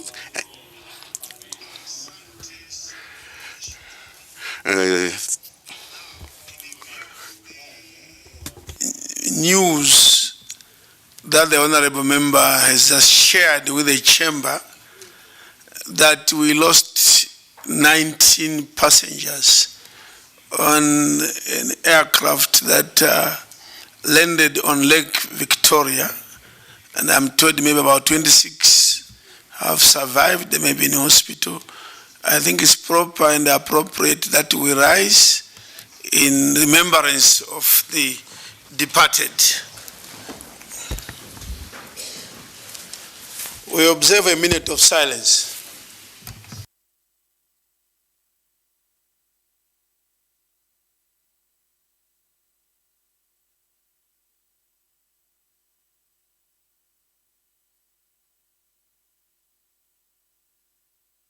Thank you. It's all about transport and communication in Africa. I now call upon Honorable Domi Gatpan Klang of South Sudan. Thank you, Honorable President. Mine will be like giving some examples in trade. The example comes from my country. We trade freely with Uganda, my beloved neighboring country, Kenya, Sudan, Ethiopia. We freely move our goods and services, and we don't implicate those visas and all these things. And that one happened, you know, like nobody even designed it. It just happened between the communities within that area. So I think that one is a good example that could be used as we head to the trade, to the common trade market, to the Africa. Because for us, going to the common market, we'll still go back to this Malabo Protocol ratification, because you need to make laws to govern that one.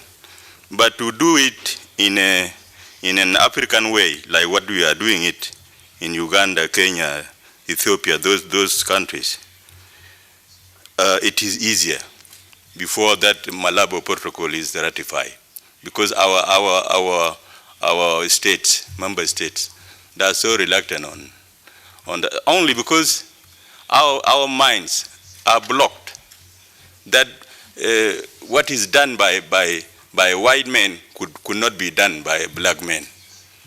This is the center of problem.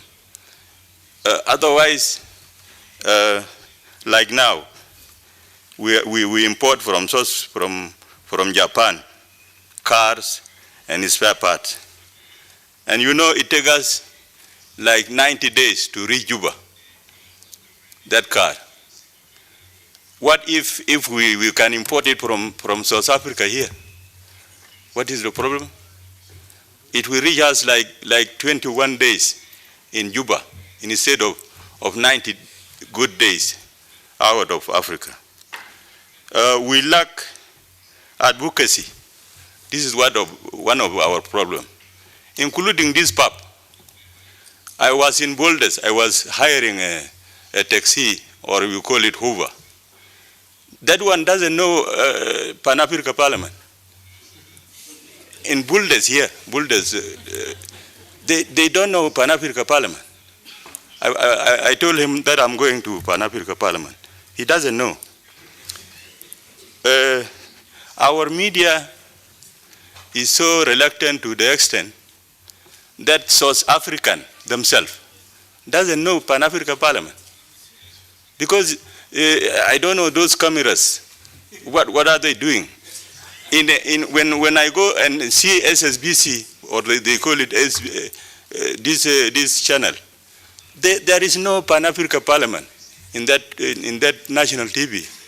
I thank you.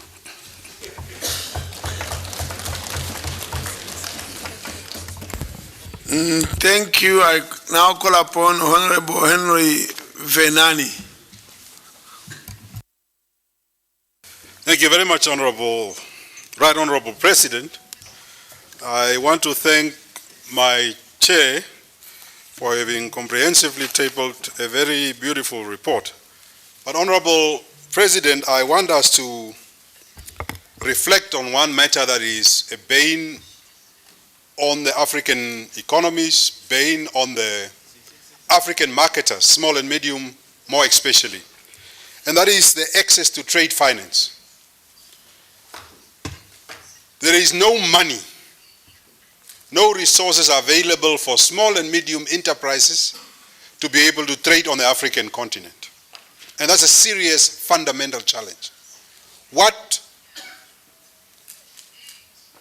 makes it very difficult for African SMEs to trade is the fact that all our economies, all our properties in Ghana, Nigeria, Cote d'Ivoire, Namibia, everywhere, half of our economies are run on debt capital. There are no property rights in our own economies. African farmers must be able to produce massively, but the land on which they are farming does not belong to them. It belongs to a traditional authority. It belongs to a chief or a communal ground. No bank can go to that land and say, I'm going to give you a loan to access seeds or mechanized agriculture by buying tractor and new mechanized products for you to be able to trade. So for as long as we do not articulate the need to bring property rights to African landowners, we would still have a very large trade deficit and a very large lack of trade finance. And that needs to be addressed by African governments. That's one. Two, Honorable President, I see that Africa, in agriculture we say, if you don't measure, you do not know. Now, one of the things in Africa, if I ask a platonic question to every one of us here, how many chicken do we consume as Africans on a daily level, on a daily basis? Many countries would fail, governments would fail to answer that question. We do not know what we consume.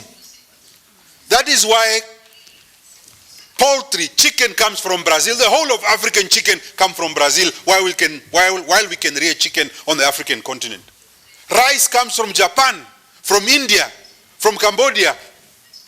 We have land, 60% of arable land is in Africa, but we are not producing rice on the African continent. For as long as we do not measure our consumption, we will not be able to penetrate this African free trade area. I want to conclude by saying the following, Honorable Chairperson.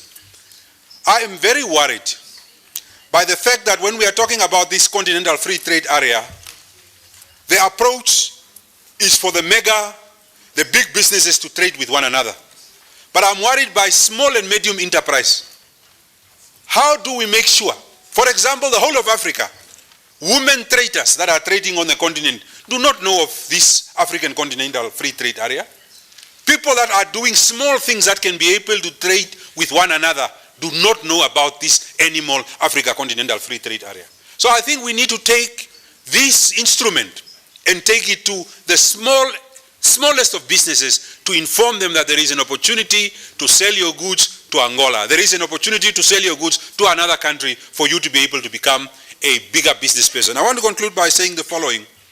There is a lack, Honorable Ali, there is a lack of pluralistic there is a lot of multilateral agreements, but there are no agreements between countries. For example, Ghana, Cote d'Ivoire, these are great producers of cocoa.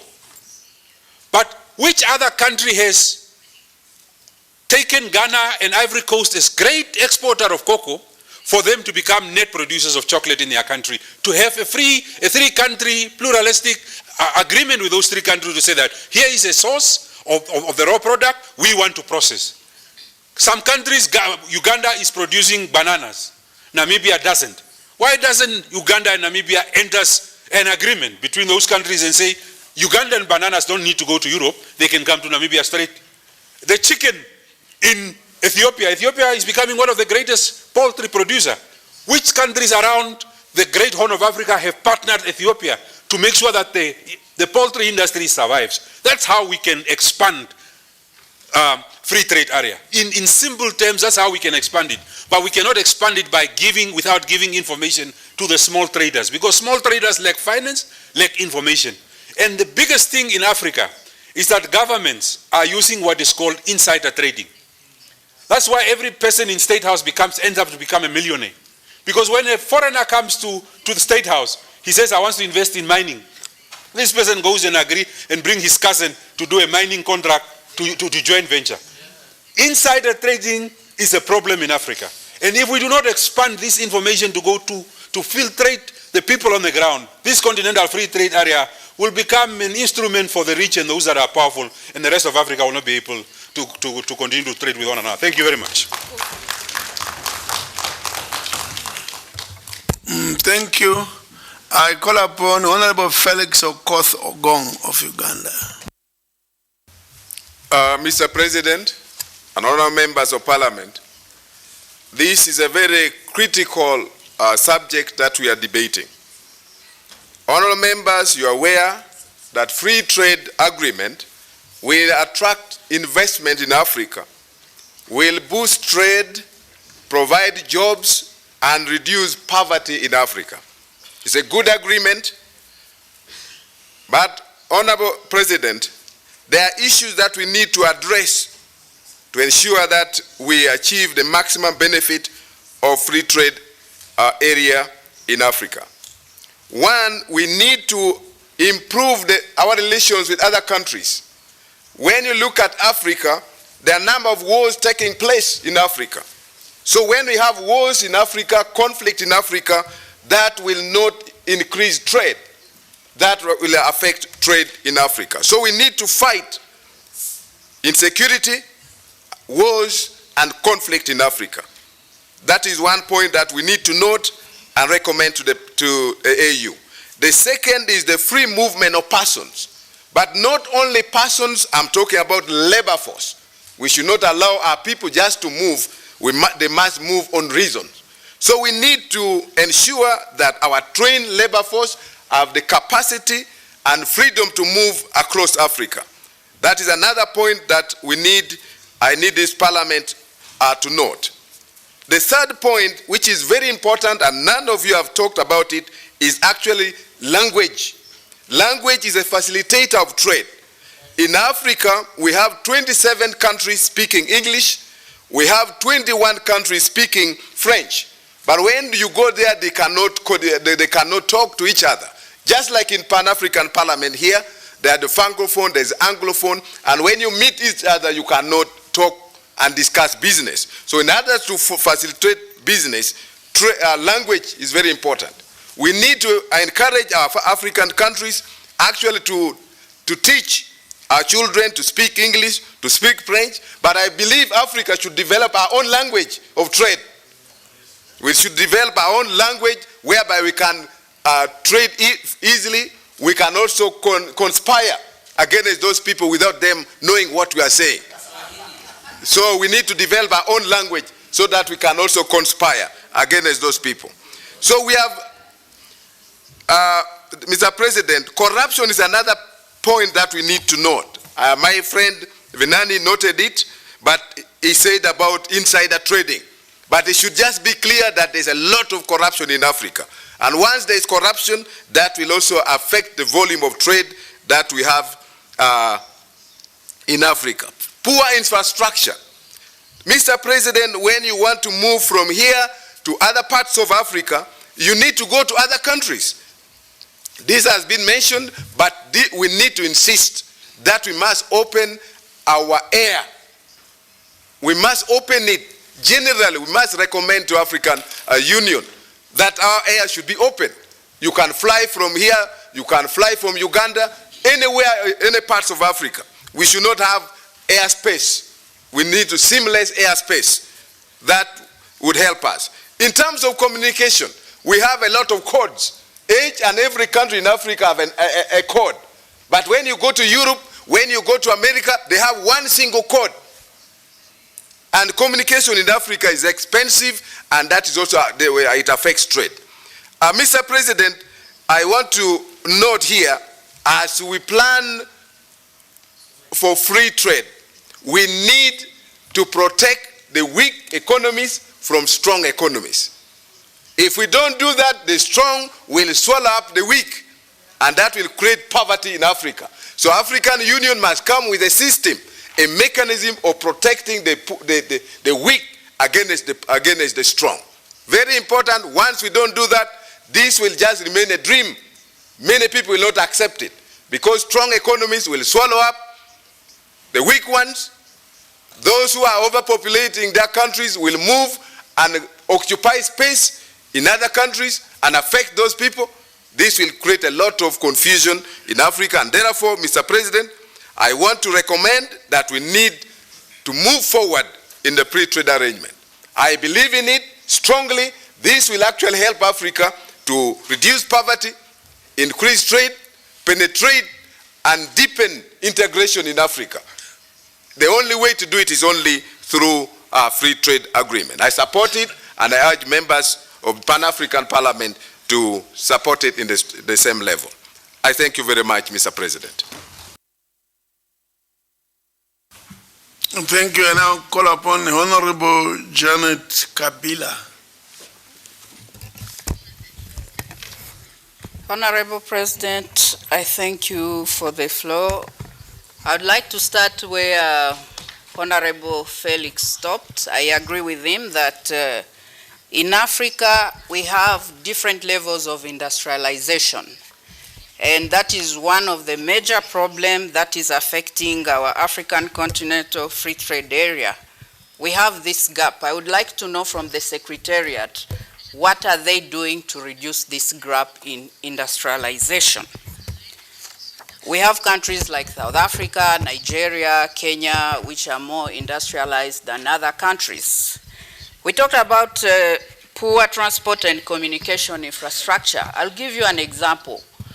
Kenya is one of the biggest producers of flowers in Africa, but it's easier for my country, the DRC, to import flowers from Belgium than from Kenya. Why? It's because of the problem of infrastructure. So we need to improve on our infrastructure, and when we talk about movement of goods, we cannot move goods by air. We need railways, we need roads. So this is an important item which we need to improve our free trade area. Another issue is the low level, I've already said it, of industrialization. Financing. How do we get finance to support our industries? There is also the lack of the cost of production of goods. We've said it. For example, people prefer to buy goods in China instead of buying it in Africa because we know the cost of production is very low in China. So what is the Secretariat also doing about it? We know that African Continental Free Trade Area, trade is important for our continent, but we should take in mind that the intra-trade between African countries is only 13% compared to 60% in other regions, and I think these are the impediments that we have to get solutions to. And another issue is that we are an importer consumer economy. We consume a lot from outside. We don't export. My country, yes, we say DRC is a rich country. We export a lot of raw minerals.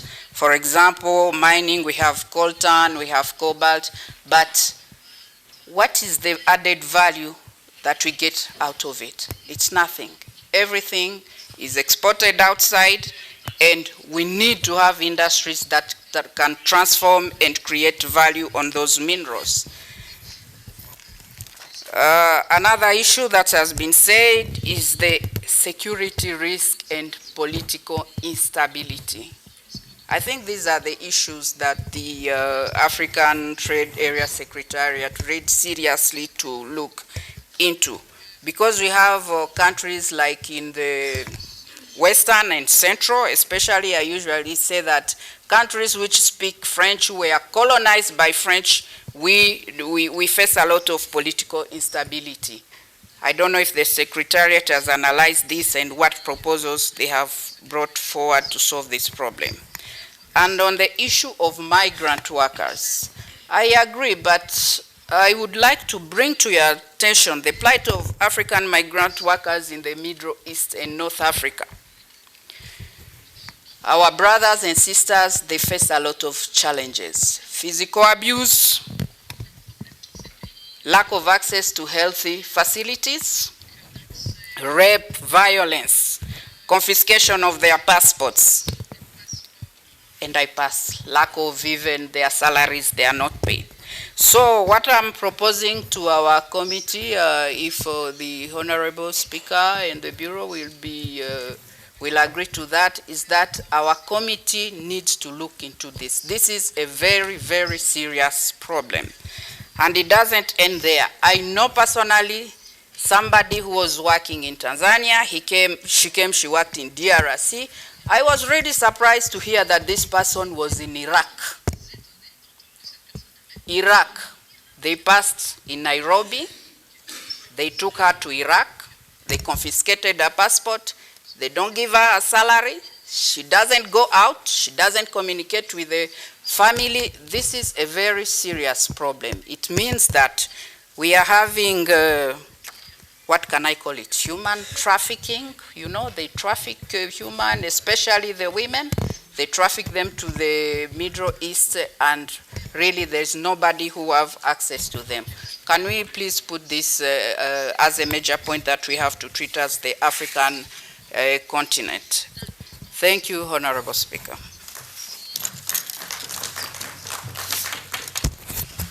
Honorable, thank you. I now call upon Honorable Alhaji Mbo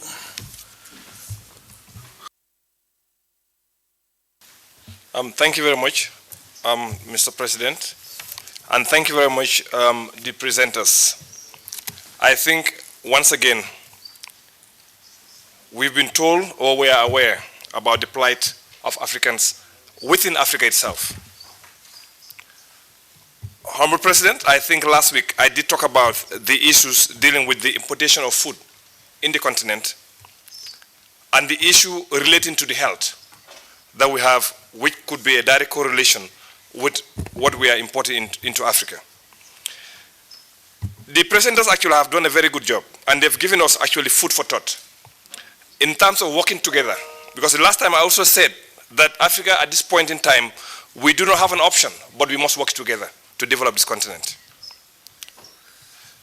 Mr. President, the Africa Continental Free Trade Area, I think is excellent. Very good idea. But I think us as Africans, we talk a lot. We need actions. Let's reduce the talking and be action-oriented. You know, most of the things we import, this is something that we can actually do in this continent. But we would rather make them here in agriculture and export them. And these things are actually reprocessed and bring back to Africa again. I give an example of my own country, where groundnuts are actually exported, they're processed outside the Gambia, then bring back the oil into this country. And for the most part, they keep the best. So the oil that we have is of low quality. Now, the same thing actually applying to the extractive industry, where Africa is actually losing billions. Gold, diamond, bauxite, you name them. We take them, export them, process them, and then bring them back. And I think now that the stand of Ghana and Ivory Coast, I think is really excellent in terms of cocoa. Excellent. And I think the other African continents, the other African countries dealing with gold, diamond, they will need to do the same thing. You see, if we come together, we will dictate the price of those things. But if Zimbabwe, South Africa, Ghana, Togo, everyone doing your own thing, we cannot dictate the price. But when we come together, you see what's happening with OPEC. The price of oil, they dictate. And this is what we need to do in Africa. Let's closely look at the extractive industry and work together as one continent, and then we'll be able to direct what the price we need. I'm also happy that we are talking about a payment system. You know, as a former banker, and I think this is really one of the best things Africa actually is doing right now. You know, most of us, we carry Visa cards, MasterCards, American Express. Most of us, we do. In fact, we are using those cards in Africa to make money for somebody outside Africa. That's exactly what we are doing. When I swipe my card, Visa or MasterCard, whatever it is, every transaction, I'm making somebody richer outside Africa. That's exactly what we are doing. We need to wake up. The payment platform that the gentleman talked about, and I think this is the way forward. We need to do that. We need to have our own African banks. We need to have African banks that are able to finance our businessmen and women. We need to have African banks that are owned by Africans, like the EcoBank that I worked for before. But then you have banks that have been existing in Africa for over 100 years. What exactly are they doing for us? They make money in Africa and take that profits outside Africa. Let's wake up. So let's support these strategies by the AU, particularly the African Continental Free Trade Area and also the payment systems. If we are able to support the payment system and get it to work, I bet most of these international banks that are operating in Africa will pack up and go, because it's going to make it made in Africa. Honorable Speaker, I think the last one I would like to add is about the need for us to come up with our own African language. You know, we are talking about English, French, etc. But I think it's about time. We also have our own African language, whatever it is. And this would dictate business. Because if I leave Gambia right now and then go to Lesotho, I would need somebody to interpret for me. Because I can only communicate in English, nothing else. I go to Addis, same thing. So let's start to think about getting our own African language that we're going to teach in our schools. So in the next 10, 15 years or 20 years, then we will have a language that will be spoken in majority parts of Africa. On that note, I thank you, Honorable Speaker. Thank you, Honorable. I now call upon Honorable Yasindali, Russia, Central Africa.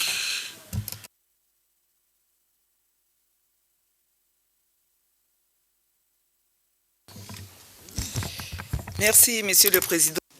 Mr. President, thank you. I'm so pleased with the interventions that I've heard so far. I believe that if we are successful with the AfCFTA that we are speaking of here, Africa will indeed be an emerging continent, because we have the Agenda 2063. I think we'll even arrive at the objectives before that date. However, the issues of free movement are still far in terms of achievement until we are able to change mentalities. Every country in Africa, I believe, often would want to protect their own territory. We've spoken here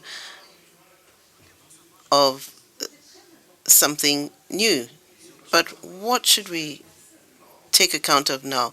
Our region at this time, or our regions, are not yet free as far as carrying out trade activities, which we are discussing now, and this is due to corruption. Corruption is gaining ground everywhere. We are not able to arrive at free movement as yet. And how are we to address all of these challenges? Well, I believe that we ought to facilitate free movement and facilitate free trade. But the approaches that we are using are not assisting us in reaching free trade and free movement.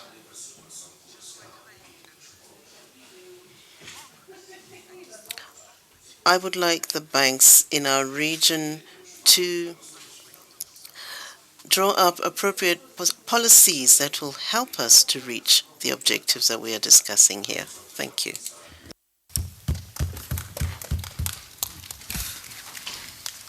Thank you. I now call upon Honorable Miriam Chonya of Zambia. Thank you, Mr. President.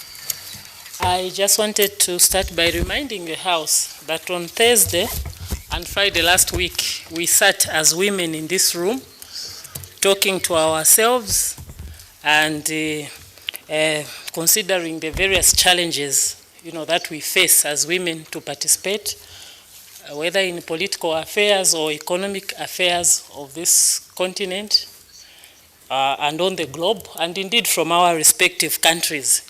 And I wanted to actually, Mr. President, acknowledge your support, and especially that of Honorable Domain Kulang, who sat with us throughout the 2 days to listen to our issues as women. And because we were talking to ourselves, I thought I should also bring in the gender dimension to this debate this morning as we are looking at the issues to do with the Continental Free Trade Area, and urge the House that even as we look at this, we need to engender the whole thing so that women are not left behind. Mr. President, we are guided by the AU Agenda 2063, of course, which embodies the vision of a continent where the free movement of people, capital, goods and services will significantly increase trade and investment among African countries and improve Africa's position in world trade. In doing so, Mr. President, and in referring to this statement, it is too general when we talk about the peoples, because we know that in this blanket reference of the peoples are the women who have remained behind when it comes to issues of economic empowerment, which is why we sat for 2 days looking at how the status of women can be, raised so that they become active participants and players, significant players in this whole discussion, about trade and indeed in all the other areas of human endeavor. After all, Mr. President, when we are talking trade, especially at the national level, and particularly bringing it down to cross-border trading, at least in my country, Zambia, it is the women mostly who actually are active players in this cross-border trading. It is the women in Zambia today that we are encouraging to form cooperatives and start producing the chickens that were being referred to. The women are the ones that produce coffee, work on the coffee farms, I know, elsewhere. So how can they be part and parcel of this discussion so that indeed when we are saying that we've reached there as Africa and we are implementing this continental free trade area, the women indeed are also part and parcel of this process and that they are not left behind. This is the core, Mr. President, that I wanted to bring to the table so that constantly we are reminded about the important role that women play in the developmental agenda of this country and also rather of Africa as a whole. Thank you, Mr. Chairperson.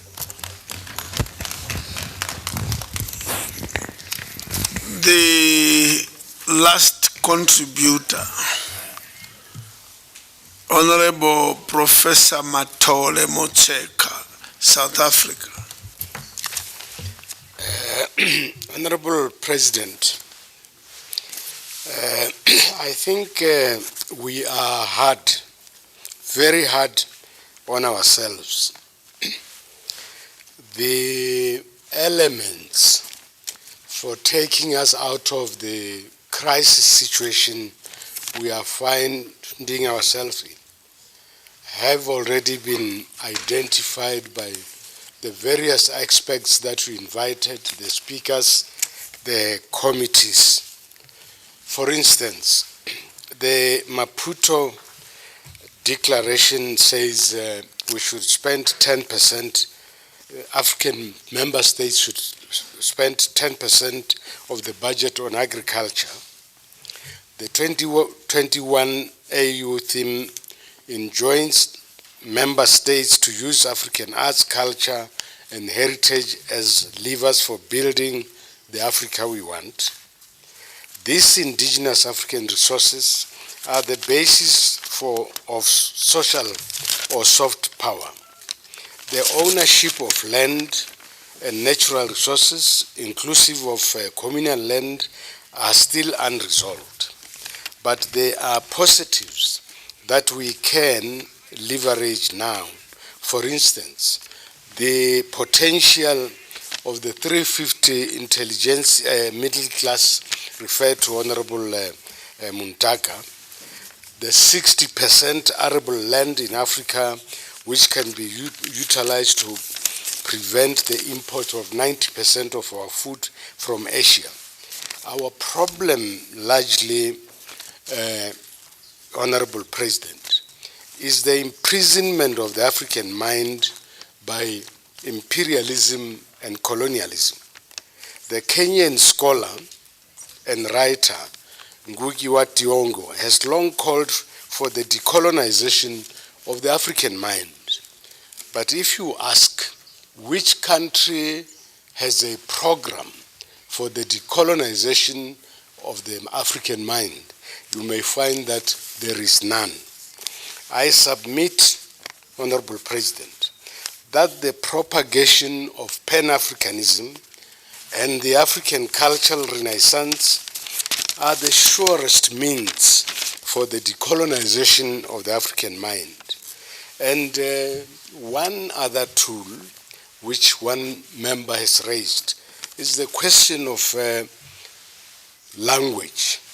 The heads of the SADC countries agreed in Tanzania that Kiswahili must be domesticated and be elevated to one of the official languages in the SADC regions.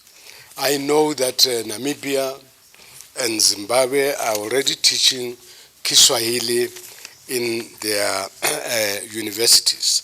I think a strong call should be made to all member states of the SADC region and other regions in Africa to domesticate and elevate Kiswahili to one of the official language and at the regional level and national level also elevate other languages, indigenous languages, to official languages.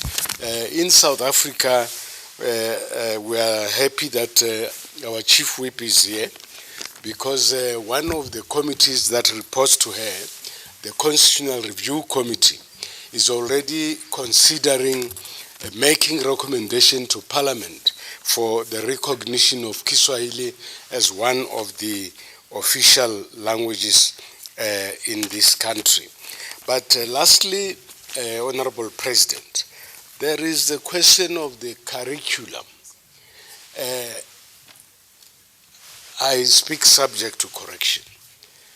I see Macmillan books. The books in Africa are written in England, are written in Holland, in Europe, from the Eurocentric point of view, which means that our children are still consuming what the former colonial powers want us to consume. And how can we decolonize the minds of our children if we ourselves don't write what our children should know?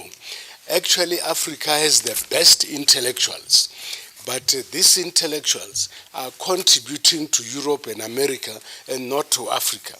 I want to suggest, therefore, in conclusion, Honorable President, that if we agree as this Parliament, we come up with a menu of the doables and then incorporate these doables in resolutions, so that, as one honorable member said, we should not be a talk shop. We must rise here with a resolution on the things that we must address. And I want to submit that one of those things that we can resolve on is the establishment of a Pan-African People's Institute, PAPI in short, and encourage all African countries not to persecute intellectuals, but to encourage them to come back into Africa to contribute to Africa's development rather than contribute to the development of our former oppressors. And also we should actually thank the AU for making the diaspora the sixth region of the AU, because the diaspora has intellectual and material resources which can be plowed back into Africa for Africa's development. So, Honorable President, I want to request that we get the Secretariat, because as parliamentarians we talk good ideas, but perhaps we are not as gifted as the Secretariat in crafting resolutions. That they have listened to what we are saying. Let them craft resolutions for us, and then we rise here with resolutions on the good insights that have come out of this House, so that we then go back to the schools, to the universities, and say to the youth, this is what we desire, become social activists, economic activists for the total liberation of this continent. And thank you very much. Thank you very much. That brings us to the end of the debates.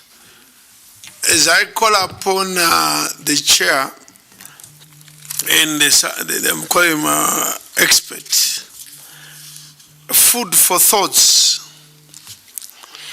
You see, the issue of these debates are intended to come up with recommendations, resolutions that go to society, to the public on the continent, to show that PAP is there, we can think, and we are active. So the ultimate output are the resolutions which go out, including to the Assembly of Heads of State in February.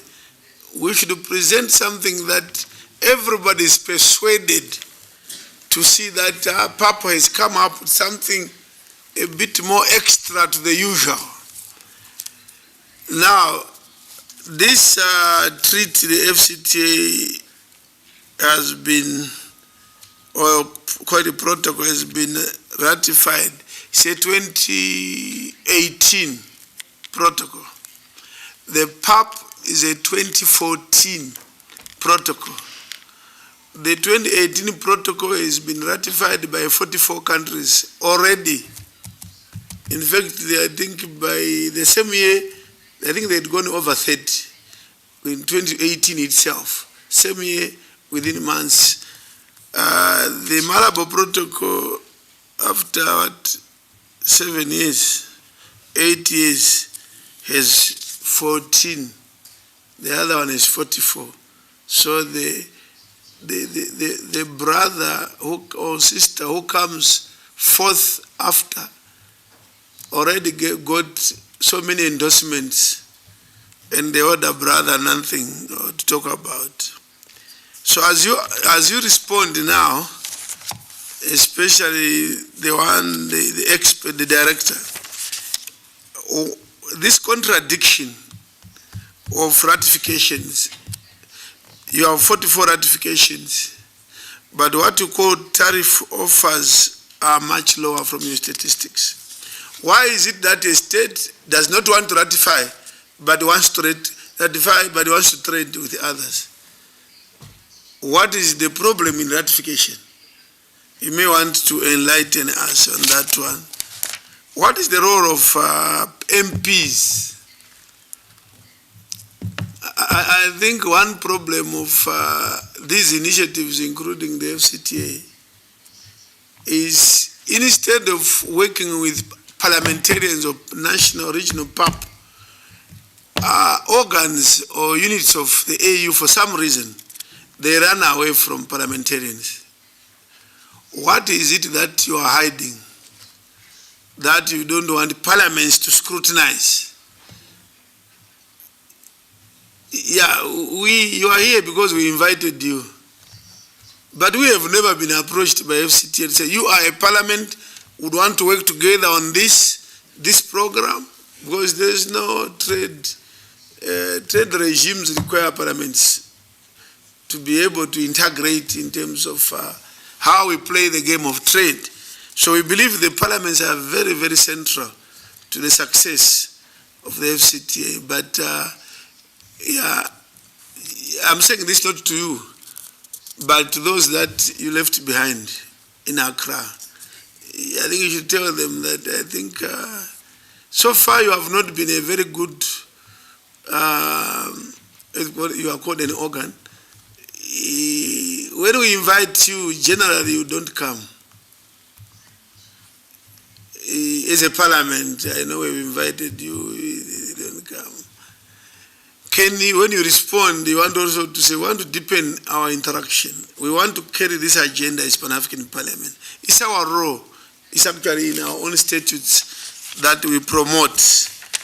In fact, we would need to have people like yourselves, AfCFTA, agriculture, which is the theme for this year, the issue of intrusion and civil security. This should be recurrent every session, because these are the flagships of this continent. So every session, you should also expect that in March we'll go do presentation to trade committee to appraise them on development. In May, we would want to appear in the session and present to parliamentarians as how far we are moving. You come back in August again, come back in October, that would be much better, so that we move fast for a sustained effort. I take note, Honorable Kabila, human trafficking issue, Iran, Iraq, Kuwait, and others, that maybe is PAP. We need to organize ourselves around this issue. If possible, we send a strong team to that part of the world to engage governments. I think that is noted. So on this note, I call upon the chair first of the committee, Honorable Bideri, if you have any responses, and then later Mr. Ali. Thank you, Right Honorable President. Should I do it from the front or from where I am now? Usually from where you are sitting. Thank you very much. It's my first time to attend the plenary session, so I'm learning a few of the procedures. Thank you, Honorable President, for giving me an opportunity to... Only that you'll be standing. Oh, sorry. I'm sorry, in my parliament at home we speak while seated, so okay. I thought I'm at home, but I apologize. Thank you. Thank you, Right Honorable President, for giving me an opportunity to speak again. I would like to thank the honorable members of Parliament for the interest they've had in the report, the two reports, and the presentation by the expert from the AfCFTA. Indeed, there are a number of issues that have been raised, but there are also recommendations that have been made, and we take note of that. Coming to the issue of the ratification of some of the protocols, this remains one of the major concerns, because for the AfCFTA to be fully functional, it's very important that the African countries actually ratify some of the protocols that allow people to move freely, because you cannot move your goods without moving to where you are taking those goods. And like we indicated in the report, only 4 countries to date have been able to ratify the protocol that allows movement of people across Africa. So if we have only 4 out of 54, then you can imagine that remains a barrier to trade. The other issue that was raised was the establishment of specific committees within the ministries of trade. Only, I think, a few countries, I think about 7, very few countries have been able to establish those committees, and they are very important in terms of ensuring that they give focused attention to trade within the continent. So I think that's an issue that also needs to be taken care of. On the issue of migration, indeed, the Right Honorable Chairperson, you've talked about it. There is a challenge of human trafficking. We have very many Africans that are looking for greener opportunities, or looking for opportunities beyond Africa. Some of our people are moving to the Middle East, and I know that a number of African countries have already taken very serious interest in this particular issue. I would like to mention here that the Kenyan government recently was able to send the Minister of Foreign Affairs to Saudi Arabia to find out exactly what the problems are. And I think while we should be able to do it at the Pan-African level, we should also encourage countries whose citizens are being harassed, misused within those countries, to be able to take a keen interest in getting to know what challenges exist and how they can be resolved, even at bilateral level. So what Kenya has done, I think, should be a very good experience for the other countries to learn, but we should also take a keen interest as Pan-African Parliament in terms of getting to know the real root cause of why people move from their own countries and go to look for greener pastures. The other issue that perhaps is not talked about is migrants that move, that have been traveling, transiting through Africa to Europe, particularly Libya. We know that many of them actually became victims of what would call slavery. They were being killed. Others were being subjected to work that was very inhuman. And I want to mention here that although there was a comment about whether the migration or whether the people that are heading to Europe and some of the African countries have been assisting in terms of finding a lasting solution to the problems as unworkable, but I would like to say that in the case of the migrants from Libya, over 1,286 actually came into Rwanda, and about 786 of those have been able to get asylum to third countries in Europe. But we should all be able to mention that once they get that kind of asylum, they are given a dignified treatment. which would not have been otherwise possible if they had to cross the Mediterranean Sea and drown in the sea. So really, I think it's very important for us to know exactly what challenges exist, but also find lasting solutions to some of these migration issues that affect our own people. Finally, Right Honorable Chairperson, there was an issue raised by a honorable member, I think, from Zambia, about the involvement of women in the African, inter-African trade. Some of the pilot projects that are going on now, and I will mention the one that I know best. The first export to Ghana of tea was actually undertaken by an enterprise that is led by a woman in Rwanda, and she comes from a small medium enterprise. So I think what we need to do is to really, we as parliamentarians, take a lead jointly with our governments to inform our people that opportunities exist and there are no barriers. But like the expert talked about, it's not very easy now to export to another country unless some of the preconditions are, dealt with at the national level. For instance, issues to do with the rules of origin, some of the requirements for you to be able to transact business, all that has to be done at the national level. So the women will not be able to move some of these goods unless our own countries deal with the basics that require them to move the goods from one country to the other under the AfCFTA. So I think this was an opportunity for us to have information and to be able to filter it, understand it, and be able to use it for purposes of involving our own people in terms of trade. The other issue that was raised was, I think, about the cost of travel. Indeed, you cannot trade if there is no proper communication between states. We also know that perhaps it is easy to move goods from, I would say, like the East African region. I think the infrastructure has been fully developed. But if you have to go beyond the East African community and move your goods to the West African region, I think the only means is either by sea or by air. So this remains a challenge, and of course the cost of moving goods by air is very expensive. But I think what really needs to be done is that we need to lobby our African airlines, and we have very many of them, so that they can be able to look at the issue of freight costs, but also the movement of people within the region. I think someone talked about if you want to fly from Ivory Coast to Europe, it's cheaper than flying from Ivory Coast to, for instance, South Africa.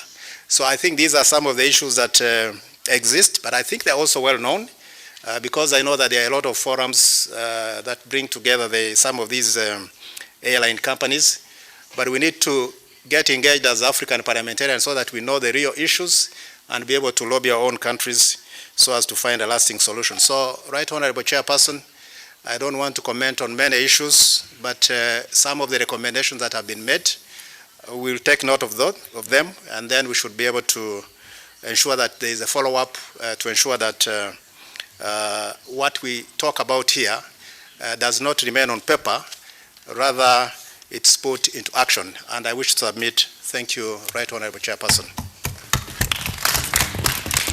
Well, thank you, Honorable Bideri. I now invite Mr. Muhammad Ali, again the Director of Trade in Goods and Competition at the Secretariat of the AfCFTA, to respond. Honorable Chairperson, thank you so much for giving me the opportunity once more to address the Parliament and honorable members of the Parliament. I want to confirm and commit our readiness at the AfCFTA Secretariat at any time to respond to the invitation or any requests from the Pan-African Parliament. The Pan-African Parliament is a key stakeholder for us as the AfCFTA Secretariat. We are a young organization within the African Union that is autonomous from the EUC, from the Commission. So we are established, I think now it is almost 2 years or less than 2 years. We are functioning with almost 20% of the capacity that is required or the structure that is required for us to fully function in the AfCFTA. And the expectation from the AfCFTA in the first 2 years is high. So we are doing our best to activate trade, finalize phase 2 protocols, and have different initiatives to implement the AfCFTA. But as I said, we are fully committed, and I think last time I was here 2 months ago, we committed even to host or to co-organize a meeting of the Committee of Trade in Accra, together with the AfCFTA Secretariat, and we committed also to bring more of our colleagues to address any technical issues that may be required. So that is the first point I wanted to make, Honorable Chairperson. Second thing, I want to say I have taken so many notes, and I'm really encouraged by the level of support, the level of interest shown on for the AfCFTA, because it is a project for all of us in Africa, whether you are a big economy or a small economy. If you believe in the Pan-Africanism and the creation of single market for Africa, the AfCFTA is for one of us. Our neighbors in the north, the European Union, it took them 70 years to reach the state of unity, the state of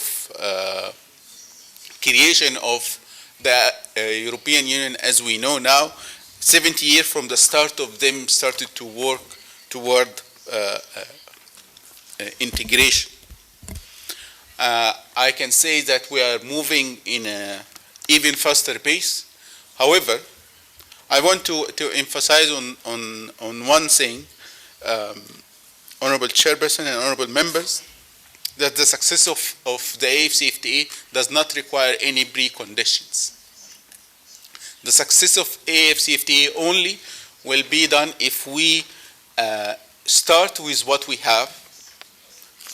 In the AfCFTA Secretariat, and I will speak about ourselves, we stopped thinking about our problems in Africa. If we start think about our problems in Africa and transport, in infrastructure, in lack of finance, lack of information, we will not do anything.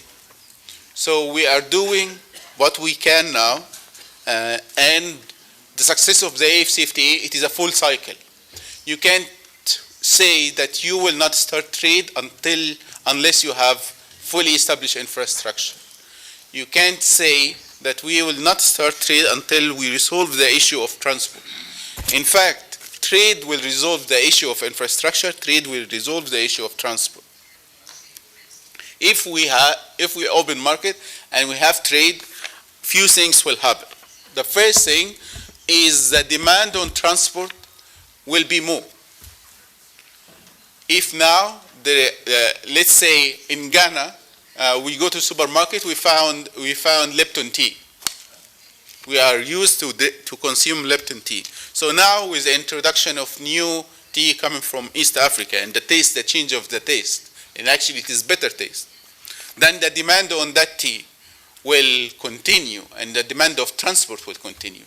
Add to that coffee, add to that other demand for the cocoa from Ghana or Cote d'Ivoire in East Africa, then there is a flow.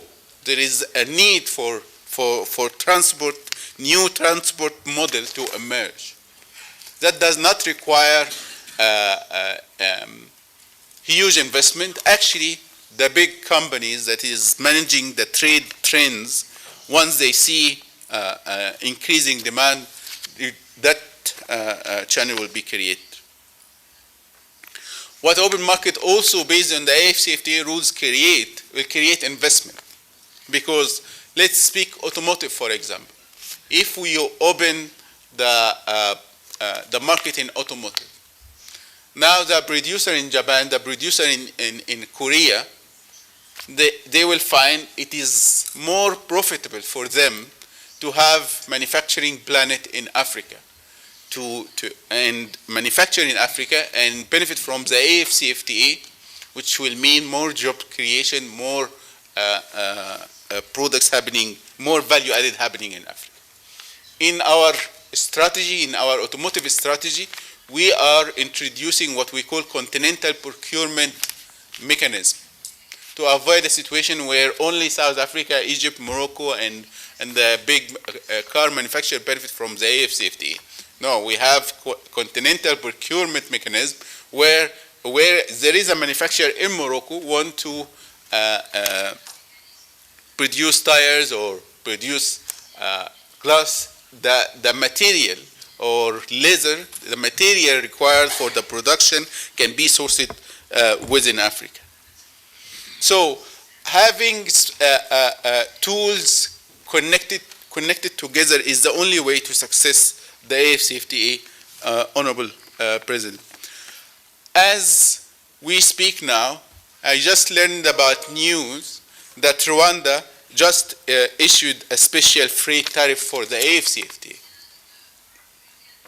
In Ghana we have office for the AfCFTA to answer all the questions for the AfCFTA and to facilitate the business, the work of the business sector for the AfCFTA. Such initiatives is what will make difference.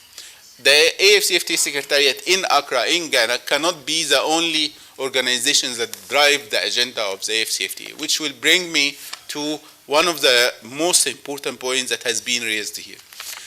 The need for a committee on AfCFTA on the government level, and the need for a committee on the AfCFTA on the parliaments. Because unless you have a committee that speak AfCFTA, that regulate AfCFTA, that put policies for the AfCFTA in the parliament, the committee of the government will not be as efficient. Together with introducing the African language, I think also we need to start, and I know some countries, they started to teach early about the economic integration in Africa, and I think AfCFTA also should be one of them. So the success of the AfCFTA can have so many factors, and all contribute to a process. It is not one-time event. So if we focus on creating the value chains and added value, which we did in all of our routes of origin, we made sure that we are trading in added value products. And have products that being transmitted with the logo and the standard of made in Africa by the AfCFTA rules. Now it will be easier for you as a policymakers to give preference for the African products. We have so many policies, we have so many laws that prefer the procurement of the national products. Why we don't add the African products to that? If we trade in made in Africa products with the AfCFTA rules, then any product that has that logo will meet certain standards that will be harmonized, and we will be proud to say this is the African product, this is a standard and good product. It is not only, you are not only trading in African product just for solidarity, you are trading for African product, because actually the Kenyan tea tastes better than the tea that's coming from elsewhere, because actually the chocolate that is being produced in Ghana has more cocoa than the chocolate that's coming from Belgium, for example. If we establish the committees that have policies that encourage such products, we can have also a policy from the government and overseen by the parliament to have AfCFTA trade aggregating companies. And that is one of the lessons that we are taking forward to our heads of states and government from the Guided Trade Initiative. What I mean by AfCFTA trade aggregating companies. If each country or each region have an AfCFTA trading company, that AfCFTA aggregating company collect the products from the small and medium enterprise and collect the products from the farmers. That aggregation will create the economic of scale that will allow them to economically trade with each other. That is an approach that has been used before by Turkey, but has been used before by the US, by Korea, by so many countries. But now, it is the time to apply that model according to our need to trade among ourselves to overcome the issue of transport and transport cost. And once we create that model, that will solve the issue of transport because it will create demand for transport and it will be more economically viable for countries, for private sector to solve the issues of transport. Because if we wait until we solve all the infrastructure issues, all transport issue, we will never develop. The other benefit to have AfCFTA committee on a parliament level, the Pan-African payment system, and it is a game changer. And I want to say, our colleagues in the Pan-African payment system, they told us that SWIFT, the system of SWIFT, reached out to them and they offered them cooperation and they wanted to cooperate with them. In the AfCFTA Secretariat, we told them, if you accept or if you sit down with SWIFT, you did anything with SWIFT, that means that everything we planned for is gone. So the Pan-African payment system is being, is done. The support behind the system, there is big African organization with Afro-Exim Bank, and still between the central banks and some details in the implementation, but pushing that agenda forward is crucial. The first payment has been already done between Nigeria and Ghana. The first payment already has been done between Nigeria and Ghana. So the system is there, the foundation is there, everything about the system is there. It is just a commitment.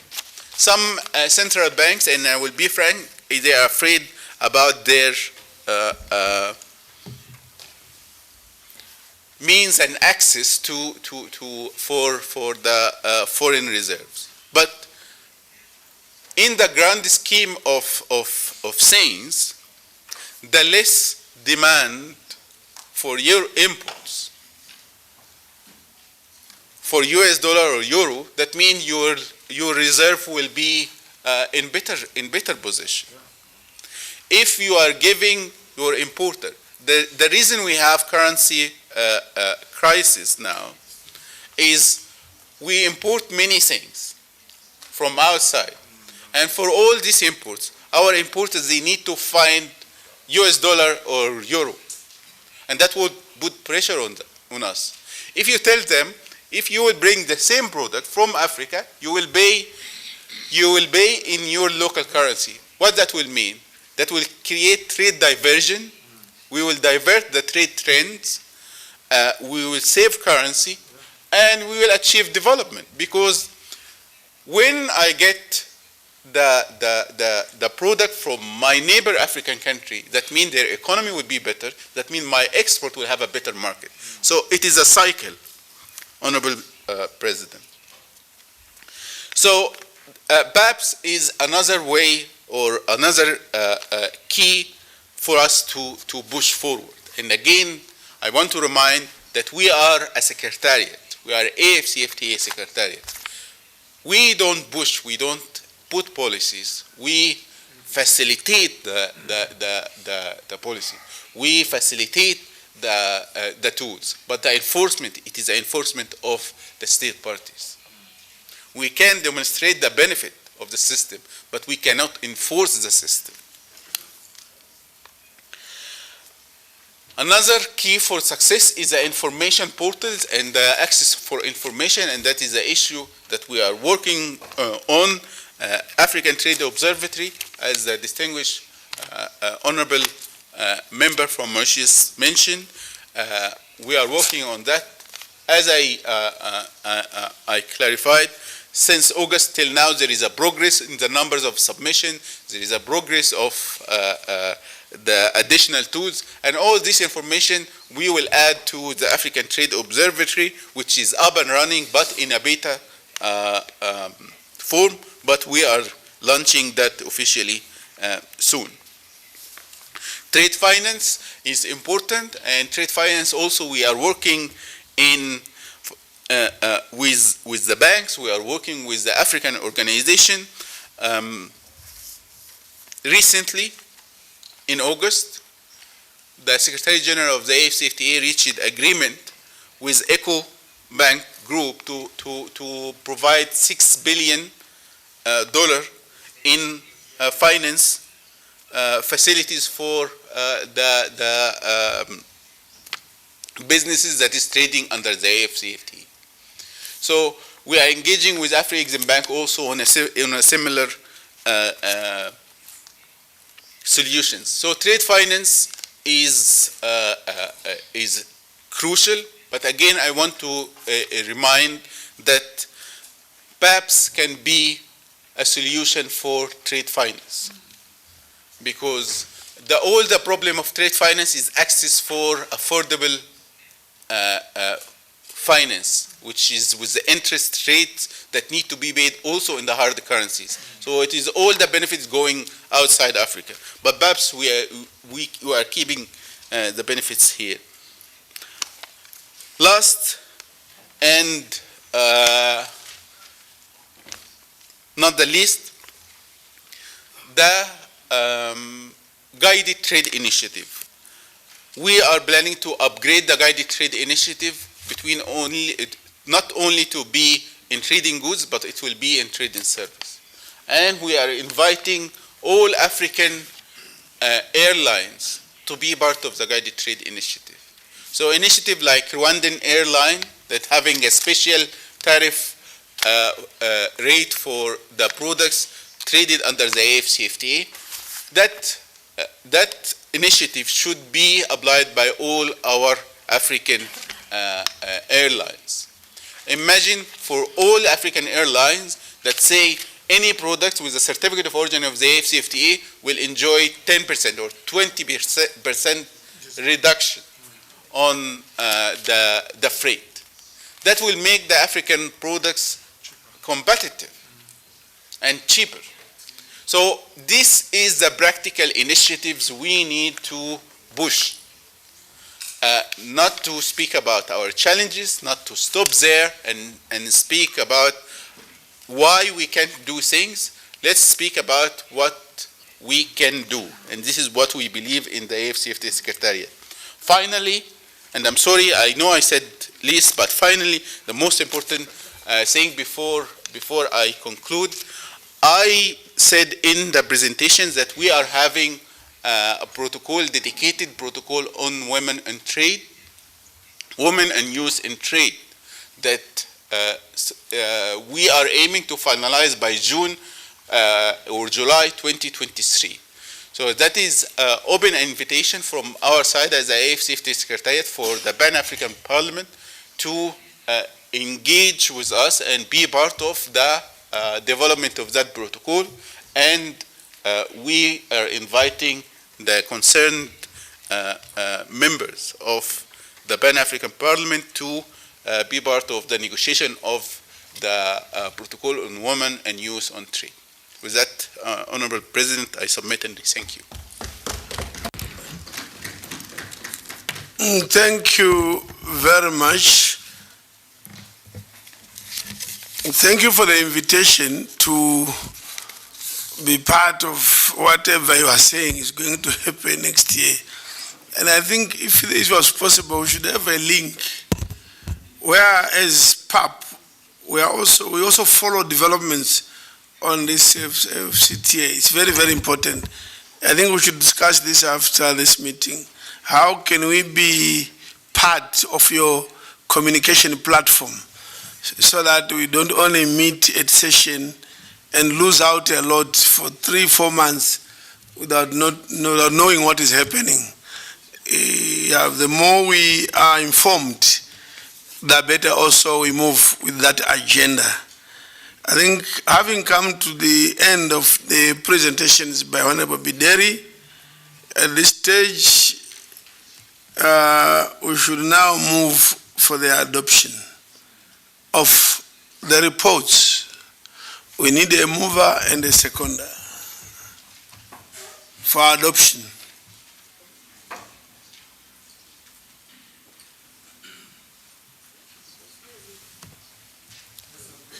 Thank you.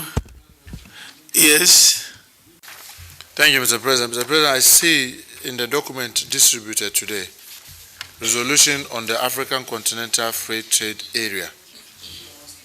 I don't know whether it is the one the chair needs to move so that we adopt, or you are asking us to do something different. I just wanted clarity. Thank you very much. Maybe the documents we are holding are different.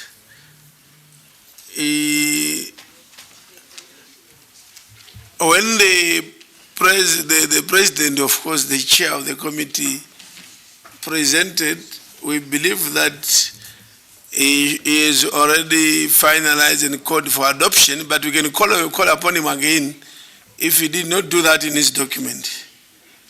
Honorable Bideri, you then move for adoption, although on my paper it says we should proceed. Thank you, Honorable President of the Pan-African Parliament. I wish to request for the adoption of the 2 reports. Thank you. I see 2 hands, loud and clear. Honorable Waveo. Thank you, Mr. President. Motion seconded. Thank you. That is done. Yes.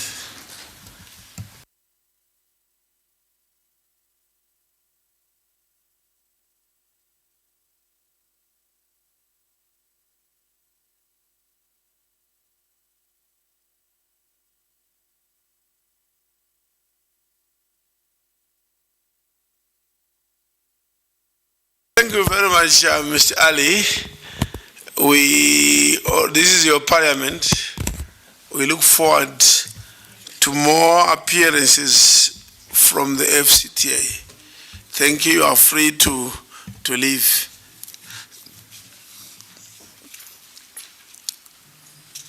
Now, on this note, am I call upon the clerk to read the 4th order of the day? Monsieur le Président, le programme. Honorable Chair, the program suggests that we have a discussion on the model law on cooperatives and recommendation resolutions on the following item.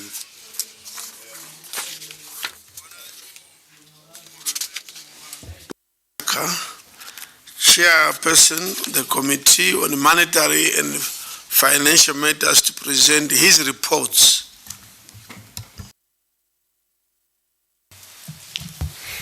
Thank you, Mr. President. Mr. President, looking at the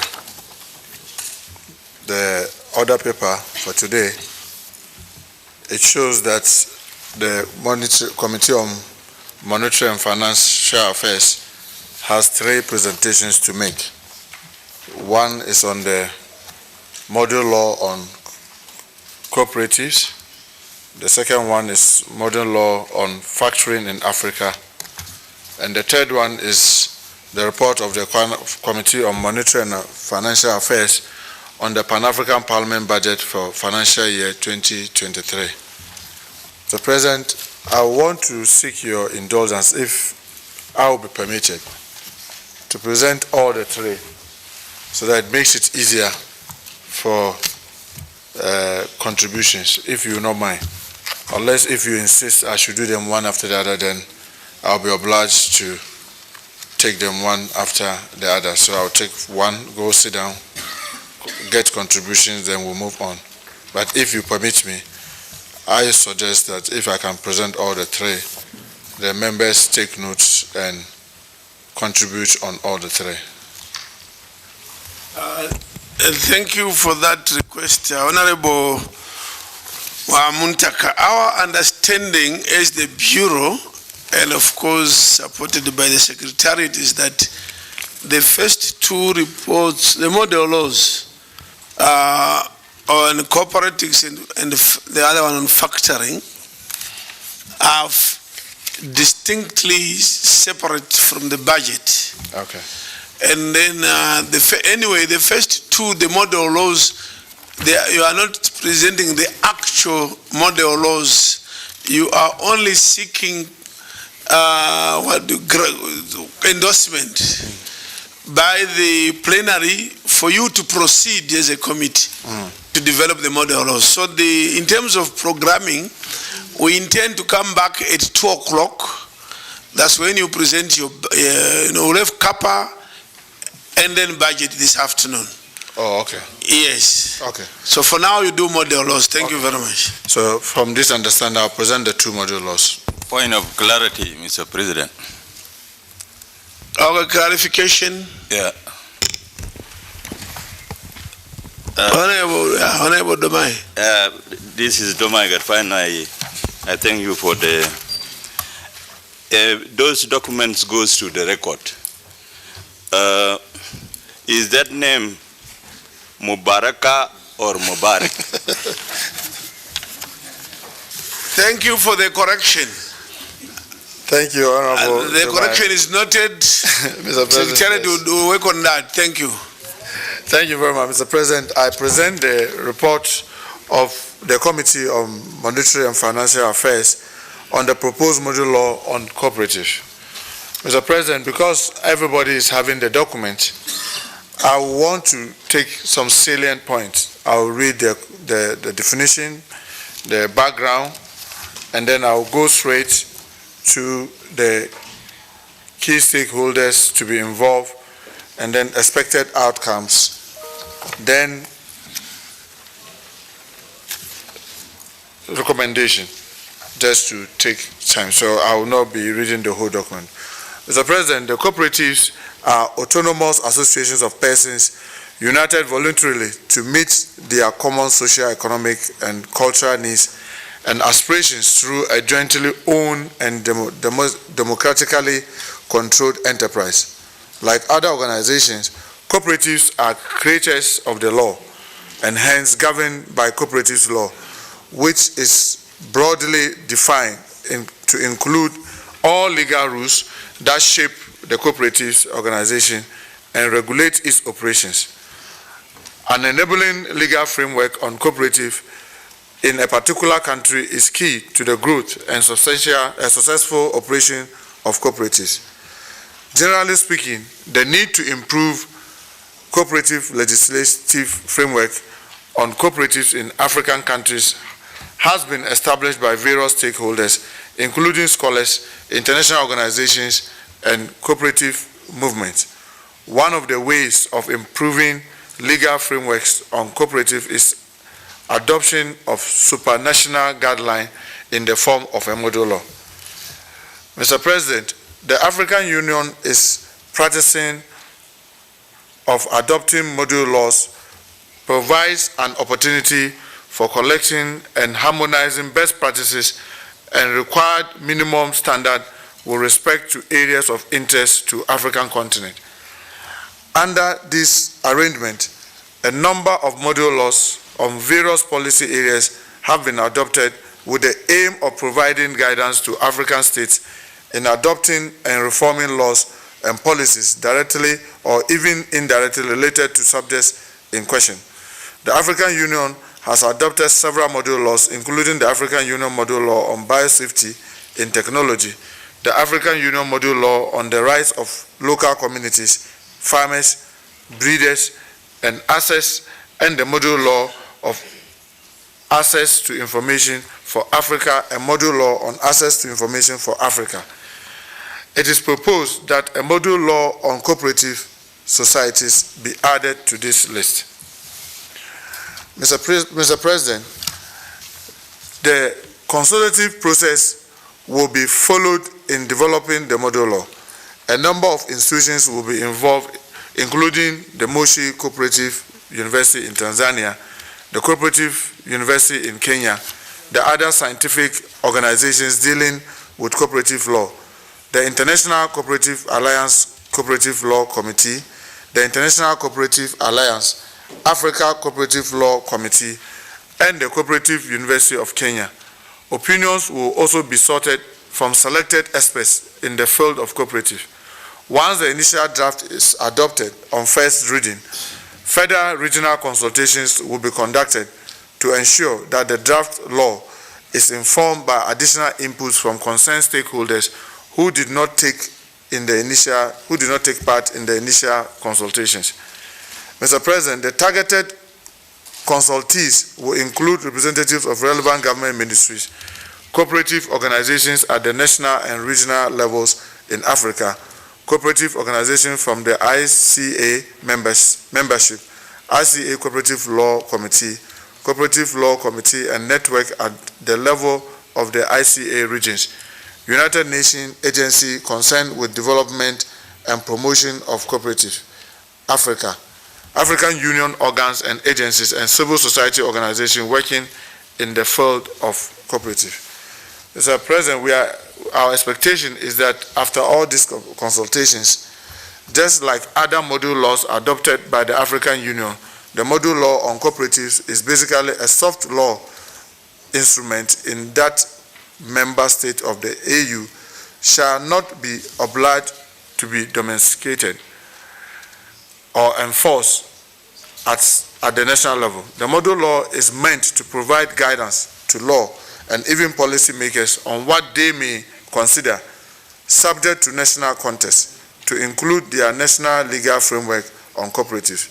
The adoption of the model law by the AU is expected to involve the following process: elevation of the cooperative agenda to the key African Union organs and platform, structured collaboration between the African Union and the International Cooperative Alliance, structured engagement between the AU and the United Nations on the matter concerning cooperative, further integration of cooperative issues into AU socio-economic programs, scholarly research and publications which will contribute to popularizing the module law, translation of the module law into vernacular languages and elaborations of laypersons' guidance which will enhance its implementation.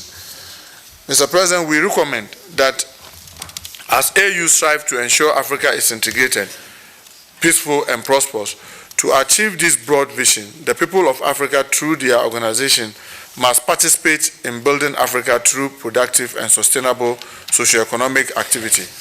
By their very nature, cooperatives provide a strategic opportunity for equitable participation in revenue generation, ensuring social cohesion.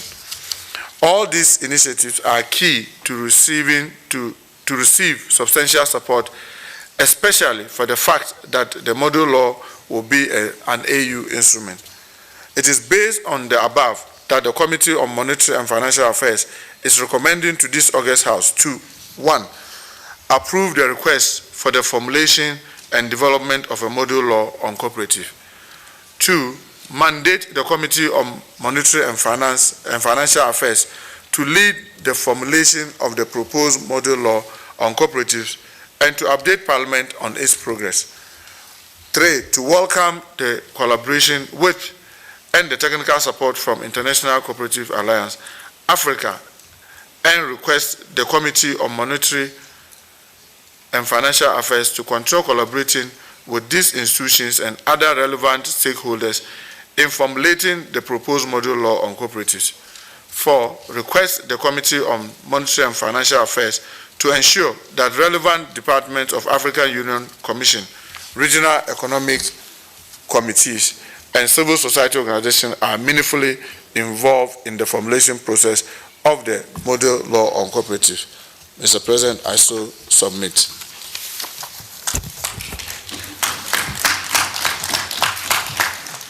Mr. President, like you rightly said, since I have the proposed model law for the report on the model law on factoring, if I could just present that since they are all model laws so that we could look at them together. Proceed. Thank you, Mr. President. Mr. President, I present the report of the Committee on Financial and Monetary Affairs on a proposed model law on factoring in Africa. Mr. President, factoring,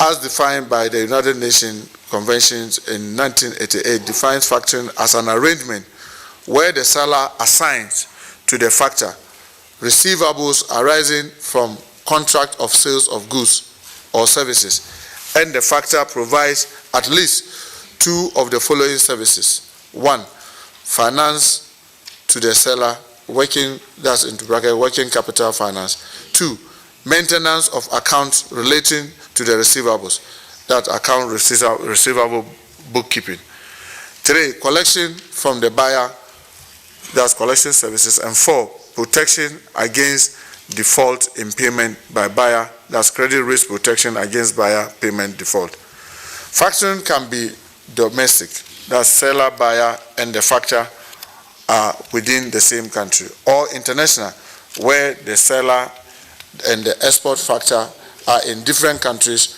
from that of the buyer and the import factor. This is also called two-factor system or cross-border factoring. Mr. President, like I said, I'm not going to read all the details because we all have the document. What I will do is that I will go straight to trade, where use of factoring to address African trade financing gap. Mr. President, Africa has made significant progress in its development process, and despite the slowdown in economic growth in 2020 due to COVID-19, the continent remains among the fastest growing regions in the world. Africa has benefited from strategic long-term planning anchored on the development priority of the continent, with its vision and goal well articulated in Agenda 2063. However, in the absence of finance, implementation of these plans and the strategies embedded in Agenda 2063 will not happen. Mr. President, the benefits of trying to this factory, as the Afrexim Bank is also helping us to develop this model law on factoring to the African state. Factoring as a funding option remains largely underutilized in Africa, despite its potential to assist African small and medium-scale enterprises and support their participation as indirect exporters in supply chain or suppliers to larger businesses. The African continent is a relatively small player in the global factoring market. Africa's share of 0.84% in the global factoring market of circa euro about almost 3 trillion a year in 2019 is extremely low, with Europe leading with a market share of about 67.7%, Asia 23.5%, South America 4.5%, North America 2.9%, and North America 2.9%. The use of factoring in the African continent is low due to various challenges, including the lack of comprehensive, facilitative, legal, and regulatory framework governing factoring transactions in Africa, as well as lack of awareness on the continent about the product. So, Mr. President, the rationale for the Continental Model Law on Factoring. A Continental Model Law on Factoring is timely and should be promoted because of a number of reasons. First, factoring offers significant benefit compared to other means of financing. Unlike other means of financing trade, factoring has significant benefit for small and medium-scale enterprises, clearly outweighing the associated risk. Second, factoring offers an alternative source of financing for African businesses to increase intra-African trade under the AfCFTA, something that we've discussed the whole of this morning. While domestic factoring is still important, international factoring will allow African businesses to increase intra-African trade by capturing niche markets in other African countries through the development of a network of import and export factors to facilitate trade financing. Mr. President, we are making the following recommendation for adoption by the House. Based on the above report, this House is invited to consider this report and resolve as follows. Approve the request for the formulation and development of a model law on factoring. 2, mandate the Committee on Monetary and Financial Affairs to lead the formulation of the proposed model law on factoring and to update the House on its progress. 3, to welcome the collaboration with and technical support from the Afrexim Bank and request the Committee on Monetary and Financial Affairs to continue collaborating with these institutions and other relevant stakeholders in formulating the proposed draft model law on factoring. 4, request the Committee on Monetary and Financial Affairs to ensure that relevant departments of the African Union Commission, Regional Economic Community, and civil society organizations are meaningfully involved in the formulation process of the model law on factoring. Mr. President, I so submit.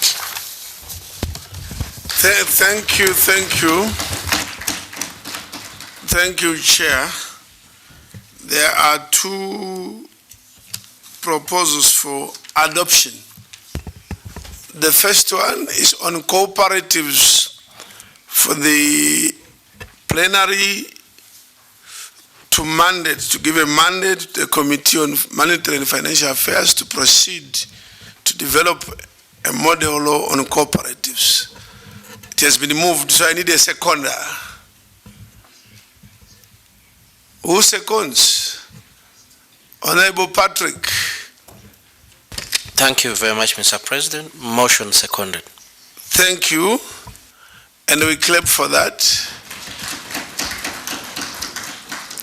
The second one is the model law on factoring. Again, it's being proposed that we mandate the Committee on Monetary Affairs and Finance to develop a model law. The committee chair has moved for the adoption. So, seconder, Honorable Pemima Jodina. Thank you very much, Honorable President and honorable members. I hereby move for the adoption of this report or second the mover. Thank you. Thank you very much.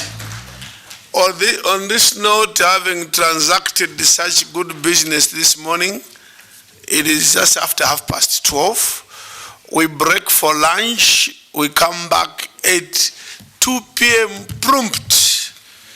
2 p.m. we'll be back in the chamber. Thank you.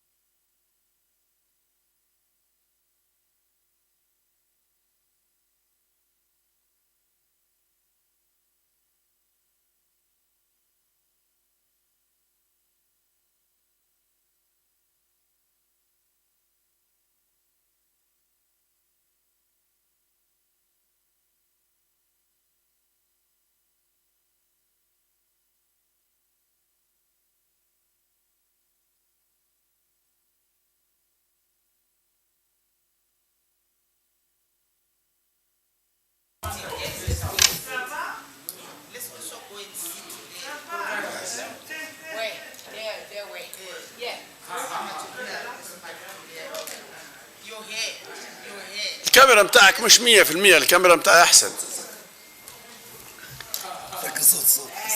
أنت متعدل.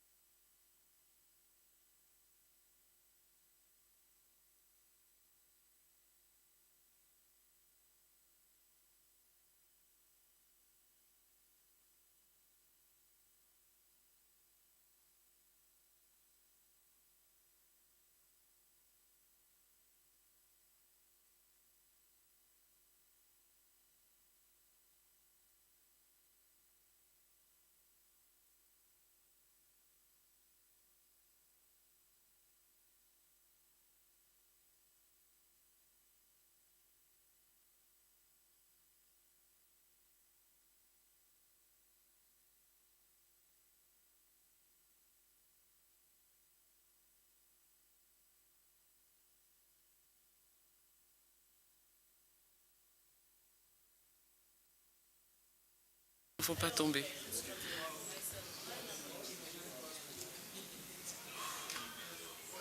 Merci.